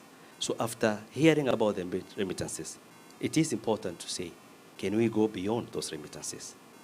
This evening, I urge each one of us to see ourselves not as supporters of our families back home, but as bold architects of Kenya's next chapter, a chapter defined by enterprise, job creation, and enduring prosperity. The true value of your contributions is multiplied when channeled into investments that build industries and create lasting opportunities. These are the things that we want to encourage the diaspora to do. That apart as you contribute to your families, as you pay the school fees, as you help your people, think also of how you're going to invest. Because it is through those investments that you are able to inject into the economy of Kenya, that you are going to create jobs, that you are going to create a sustainable economic environment for our people back home. Because we all believe that East-West, home is best. Today, Kenya is wide open to the world, opening our arms wider for our own sons and daughters here abroad. The government has taken deliberate steps to welcome, empower, and safeguard diaspora investors. Our affordable housing program stands open to you with streamlined processes significantly designed for the diaspora, making it easier and safer than ever before to own a piece of home. This is one of the investment opportunities. Alongside what most companies have said here, there is also the government affordable housing. And this is important for you to know that those are also opportunities for you to invest. We have had many companies. We have heard of Centum. We have heard of LESA, that is Lab Trust. We have heard of many groups. There are many housing projects. And as a lawyer, I want to add my voice to what has been said here. For many years, I practiced commercial law in Nairobi. I practiced commercial law, and I could deal with investments, deal with conveyancing, and I'm very familiar in that sector. So my advice is, it is safe to invest in Kenya. I have talked to most and some Kenyans here. There is some kind of not very sure. People are holding back to invest.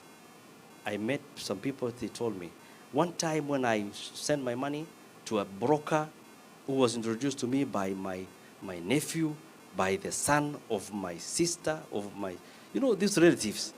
I was introduced, and they told me, hii ni mzuri, weka pesa.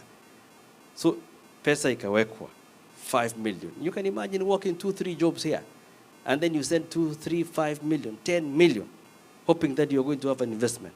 Later on to realize that there is nothing. Kiwanja tu when you go back home. So my advice is, and this is to restate what has been said here, take your time, get the proper advice. We have professionals. We have the best lawyers, the best land surveyors. We have, and if in doubt, please reach to me. When I'm still in Washington, reach to me. Tell me there is this company that are advertising to sell properties. How do you think about it? I will give you an advice. And if I don't have the information, I have the machinery as the ambassador to write to the government of Kenya to do a due diligence, to do a study on these companies so that your 1 shilling does not go to waste. That is what I can promise. Let us partner together. It doesn't hurt to ask for information. So don't lose hope. Don't lose hope in Kenya. Somebody told me, siweki pesa yangu tena, nilipoteza pesa yangu na siweki. He lost hope, but I am here to tell you, please don't. We are all here together. Alex Chambada is here. I mean, you see, every year I'm sure you'll be coming to US. So in this kind of meetings, information is power. So our government also has other opportunities. Bonds and treasury bills, they offer secure, regulated means to grow your wealth while directly fueling our nation's development. Kenya's economic landscape has also shifted. We are no longer simply a remittance recipient. We are Africa's Silicon Savannah. You must have heard of it, Africa's Silicon Savannah. A thriving hub for technological innovation in fintech, agri-tech, and climate technology. Tremendous opportunities await those with skills, those with capital, and those who have the vision to build the Kenya of the future. This is your moment to invest in startups, mentor emerging leaders, and help position Kenya as a global powerhouse. Now, that is another area that you, the diaspora, should be able to help us. You have seen what is there here in the US.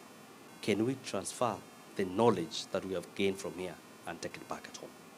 Because knowledge that is gained should be shared. There are further opportunities for those interested in agriculture. Agribusiness is transforming how we feed Africa. The healthcare also is a sector that urgently needs investment in hospitals, diagnostics, and medical tech. Renewable energy, objects awaits bold investors. And our thriving tourism. Tourism is also something else.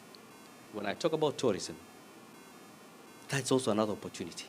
There are many Americans who want to go to Kenya. And we can also get a business opportunity there by ensuring that we can partner. You can either start your own tourism agency, or you can partner with the agencies here or in Kenya to ensure that the tourists from here go to Kenya.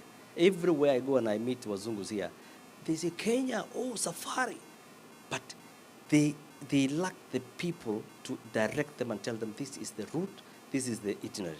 And that is an opportunity for you to also go in. And you know what? If I give you the statistics, globally, Kenya received, last year, we received 3 million tourists in Kenya. From 3 million tourists from Kenya. But from the US, last year, it was 306,000 from the US. By June, 408,000. It's going up. You know, from last year up to here, it went up by about, from 300 to 400. That's 100,000. So it means that is a thriving business that we can do. So I want to urge you to see that. On issues of agriculture, when I meet companies here, there are companies that do in agriculture business, the machinery, the chemicals for the industry in agriculture, and they're interested to go to Kenya. And I want to also tell you on agriculture, as a mission, as an embassy, we have really gotten in touch with the players in agriculture. We're talking about coffee players, we're talking about tea, talking about horticulture. And I want to inform you, the Minister of Agriculture, what's his name? Minister of Agriculture, CS of Agriculture, Kutai Kagwe. Nyi watu mumeka uzunguni saidi, eh?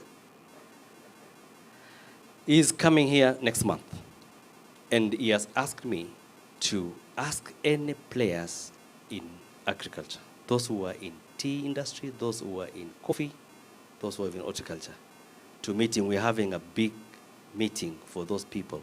So if you have Kenyans who are dealing in those ones, we'll be meeting in New York. I'll tell you the exact dates and where. So sio ni kazi tumefanya.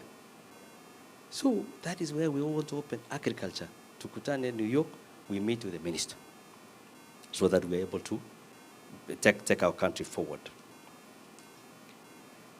So that is about tourism. I wanted to also tell you. And then, of course, being here in America offers you even more. You are uniquely positioned to seize opportunities in this dynamic market. You know both sides of the world. You know here and you know back at home. You can create import-export highways that connect our economies. Pursue professional growth that brings knowledge and networks back to Kenya, and invest in real estate and technology ventures with the power to expand across the continents. The partnerships you form here, the expertise that you gain, will benefit Kenya and foster business that thrive in both US and Kenya. All this said, I wish to reassure you that you are not alone in this journey. The Embassy of Kenya and our consulates in the United States are devoted to serving you. We exist to protect your interests and your rights. We are here to provide you a transparent guidance to do business. We're here to show you the investments that are there and to deliver efficient consular services, be it passports, IDs, legal matters that may affect you, or business documentation. Our process and systems are modernized. They are more accessible and always oriented towards supporting you. As an embassy, apart from giving those consular services, and I said I was here last month with my team to give consular services. So don't stay behind without the IDs. The children that get to 18 years, they need the IDs, they need all the other services. So stay knowing that the embassy is open, that is home away from home. As an embassy, we also engage, apart from engaging the diaspora, we also engage for political and trade partnerships with the US. So we meet the State Department, we meet the officers, we meet the USTR. Right now, just to put you to speed, we are negotiating a trade agreement between Kenya and the US. And the minister, the CS of trade is also coming to meet the USTR of US. We are crafting documentation and we are at an advanced stage, and we believe that we will get a trade agreement. For those who are aware, we used to have AGOA. AGOA was this agreement that was between US and the sub-Saharan African countries. Kenya is one of them.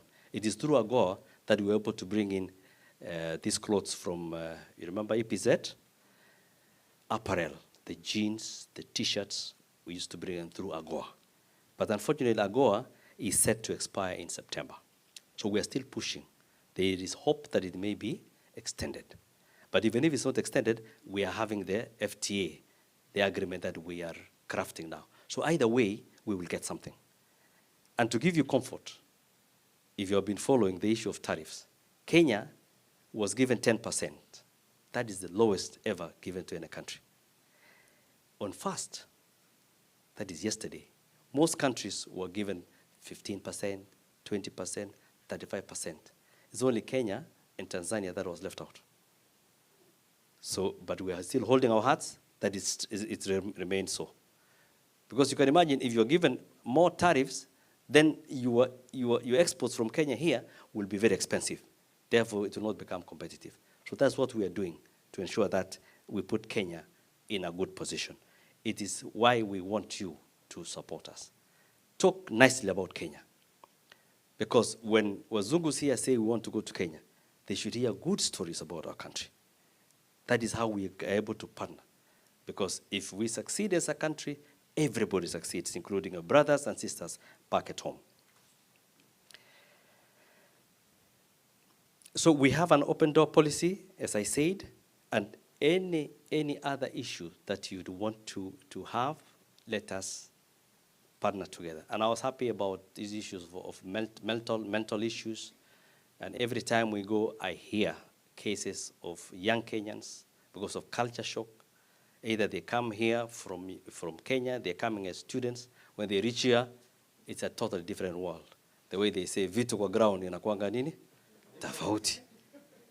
Mtu anafika anafikiri bibi yake atakaa tu kwa sofa, bibi alete chakula. Kumbe yeye ameenda kazi. Anakuwa culture shock. Then he starts having issues, stress levels, and all that.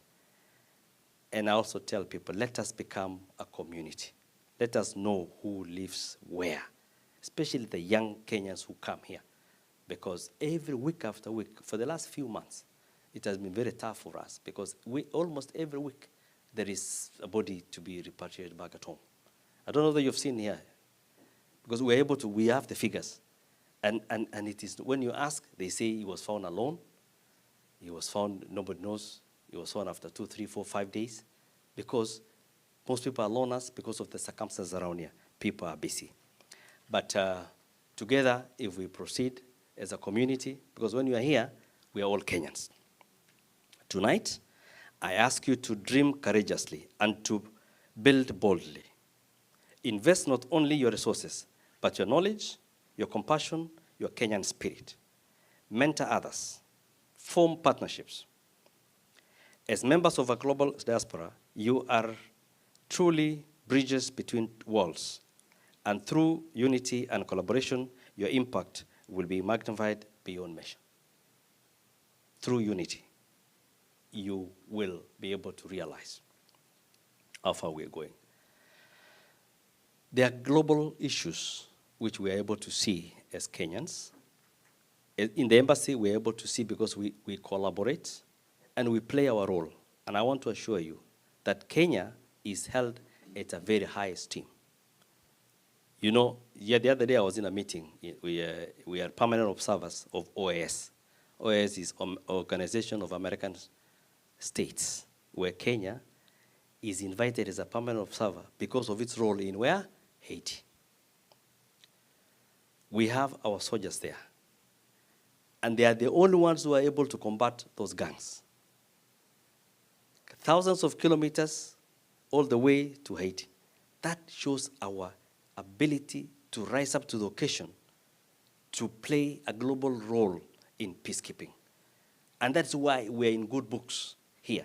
That is what we put to the table.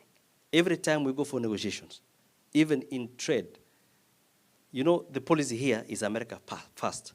And President Trump tells every country, if you want a deal, bring something to the table. So some countries take minerals. Some countries take whatever they have. But for us, every time when they ask me, what do you bring in Kenya? I say, we've brought our flesh and blood. We have 800 troops in Haiti. And they say, thank you very much, we appreciate. You get the point? So we have to play a role, and that's what we have done. Something else I also want to tell you, as an embassy, we are pushing. Somebody asked about consulates. Who asked about consulates? Still here? Oh, yes, Alex is here. I want to tell you that there are 2 prongs there. The opening of consulates and getting honorary consulars. On consulates, there is a proposal which you have taken to Nairobi, and it is being discussed at very, very high. It has reached a good position, and we have proposed to establish 5 other consulates in the US. Can you guess? We already have 3, yeah? We have DC. No, the ones that we have now. DC, New York, and Los Angeles, LA. We have 3. Can you guess the other 5? You're starting from here. Boston, Dallas, Seattle, Atlanta. The 5th one? Minnesota. Guess what? You are right. But give me in order of priority. What are your what is your the basis for Boston being the priority? Supposing you are to be told name in terms of ranking 1, 2, 3 to 5. Are you sure?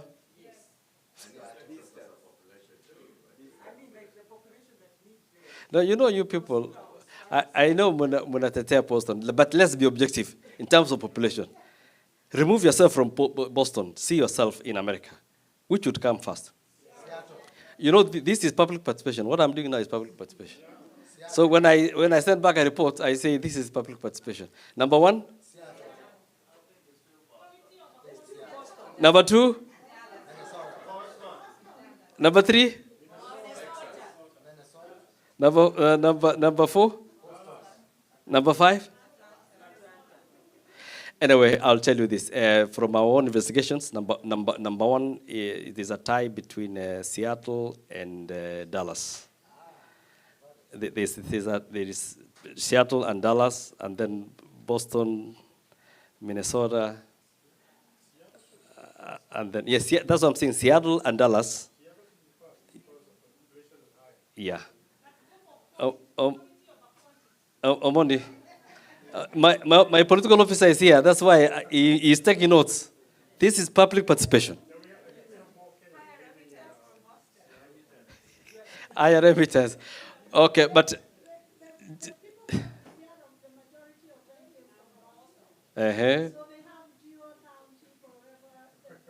Yeah. Okay, Omondi, you've had that. So this is public participation. So everywhere I go, but rest assured that we are pushing that. On the issue of honorary consulates, it's not easy because we have to get individuals of good repute. They may not be necessarily Kenyans. But you remember the way in Kenya, we used to have, Kalonzo Musyoka was a honorary consulate of another country. We used to have the late Chris Kirubi. That's the kind of caliber of people we are looking for even here. So even if they are Wazungus here or they are whichever, so long as they have Kenya at heart. Because I was talking to some people and I said, can we suggest some names? And then there were 3 of them in that table. And then somebody says, why don't you take my name? Then the other one said, no. If we take your name, some people will say, sasa huyu ndio mtu wa kutoka Pandi, you know, because we are all Kenyans. We all, you know what you're talking about. So it's a debate that we're... So what I'm trying to tell you is that we're thinking about you. We are thinking about the diaspora. We are. So let us work together to shikana mkono. Together, we will be somewhere. So let me conclude, because I think time is really going. So in conclusion, let us all on this night pledge to dream together. Let us invest together. Let us shape the legacy of Kenya that leads Africa in innovation, in the inclusivity and opportunity in Kenya that our children will be proud to inherit. We talked about inheritance. We want to have Kenya that our children will be proud. Thank you for your dedication. Thank you for your sacrifices and your unwavering belief in our motherland. Thank you, Champs Media, for everything you do to keep our stories alive and our spirit united. May this forum light the way for the new ventures, new connections, and new hope. Thank you very much. Asanteni sana, and may God bless you. Let me do a handshake. Thank you so much. Yeah. Tumpigie balozi makofi. Wow. Thank you so much. Naomba daring abroad pale. Asante. Yes. Thank you. Makofi tena. Okay, let's be standing for the last thing that you're gonna like. Grace, I need nahitaji kikapu. So we are gonna give you the winners of the Raffle tickets quickly. Then kindly, we've really overstretched. Our time was here up to 10, so the hotel is requesting the next networking, you can do it at the lobby or down there. There is enough space, so it doesn't have to be here. You are not being chased away. Hang around. The lobby there is quite big enough. So after these Raffle tickets, continue to network, but from outside. So I'll quickly begin with the Kenya Airways voucher for $500, which you can redeem to upgrade your ticket to maybe business class or top up or pay for extra charges on luggage. And this is on the Nairobi, New York route. So the ticket or the voucher, whatever you're gonna win, is valid for 1 year. Unaweza kuwa mwisho na pengine wewe ndio ushinde. Hakuwa amepata na kuombea ushindi. So, nani who is not qualified to get this?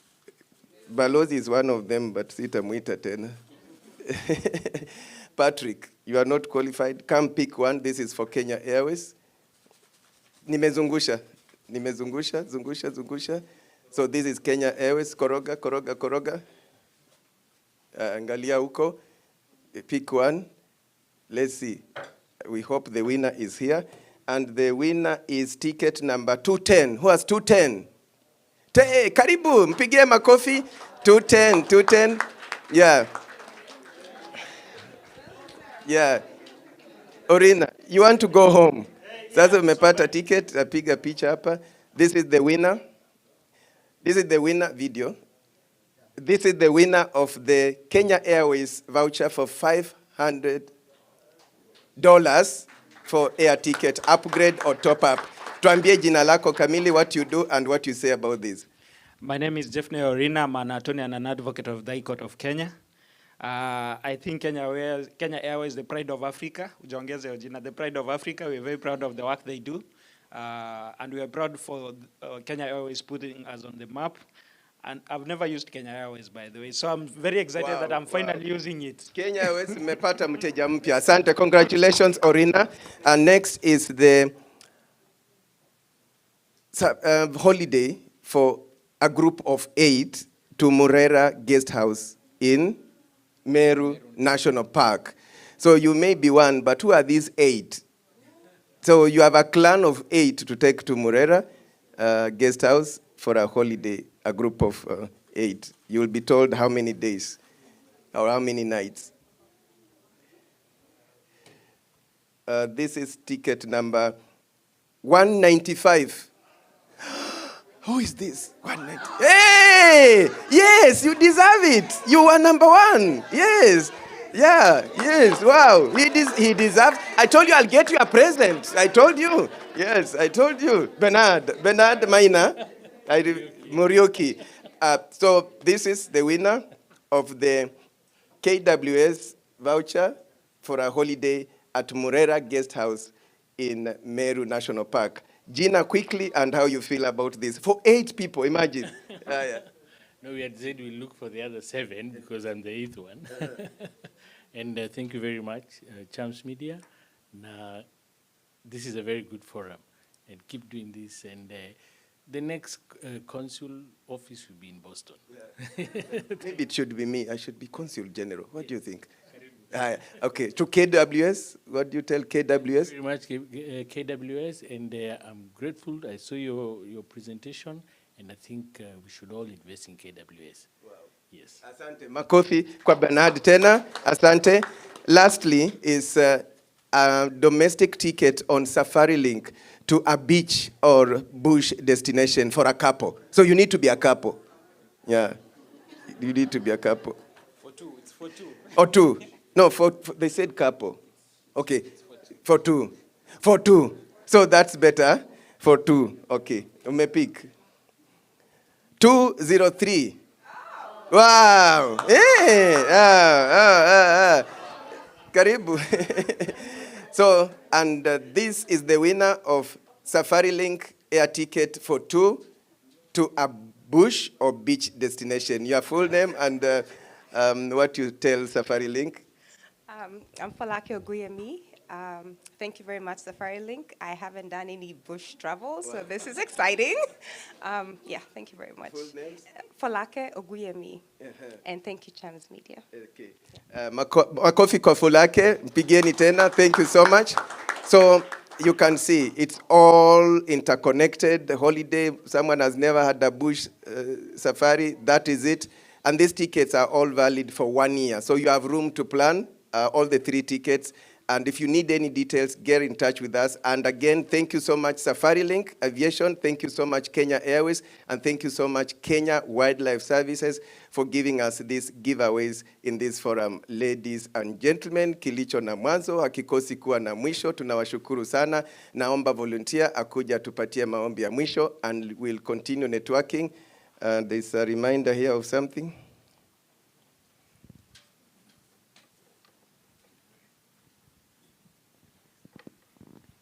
Okay, Pastor Lucy, kindly, you will pray for us. And after the prayers, we'll be winding up and networking from outside. We really appreciate. Our next stop is Washington, D.C., Maggiano's Little Italy. Our next stop is Washington, D.C. at Maggiano's Little Italy, which is not so far from the embassy. So, Balozi, Wisconsin Avenue. Patrick knows all those addresses. He's the real coordinator. Balozi here is a walking distance. George, you just walk. Yeah, sawa. So, Balozi amekaribisha. Kama unaweza fika huko, fika huko. Our viewers online, thank you so much. Our partners, thank you so much. I can't name one by one, and we really appreciate all our partners, all our viewers online, and the community in Massachusetts. We love you. We'll come again. So, Pastor Lucy, maombi. Let us pray. Heavenly Father, in the mighty name of Jesus, we are here to say thank you for the grace that you have provided in this meeting, dear Father. We thank you for every speaker. We thank you for the wisdom. We thank you for the nuggets that we have received, oh God. And we thank you because your word says it is you that giveth ideas to make wealth. And we thank you because every idea, every project, every incentive, dear Lord, you are the one who causes it to prosper.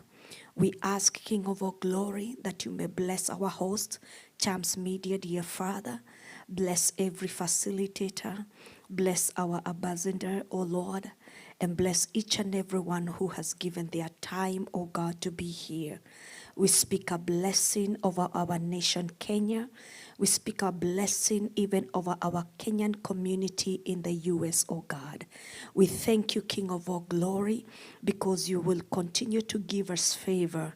You will continue to walk with us, Lord, and manifest your goodness in the days of our lives, oh God. We give you praise, honor, and glory. In Jesus' mighty name we pray.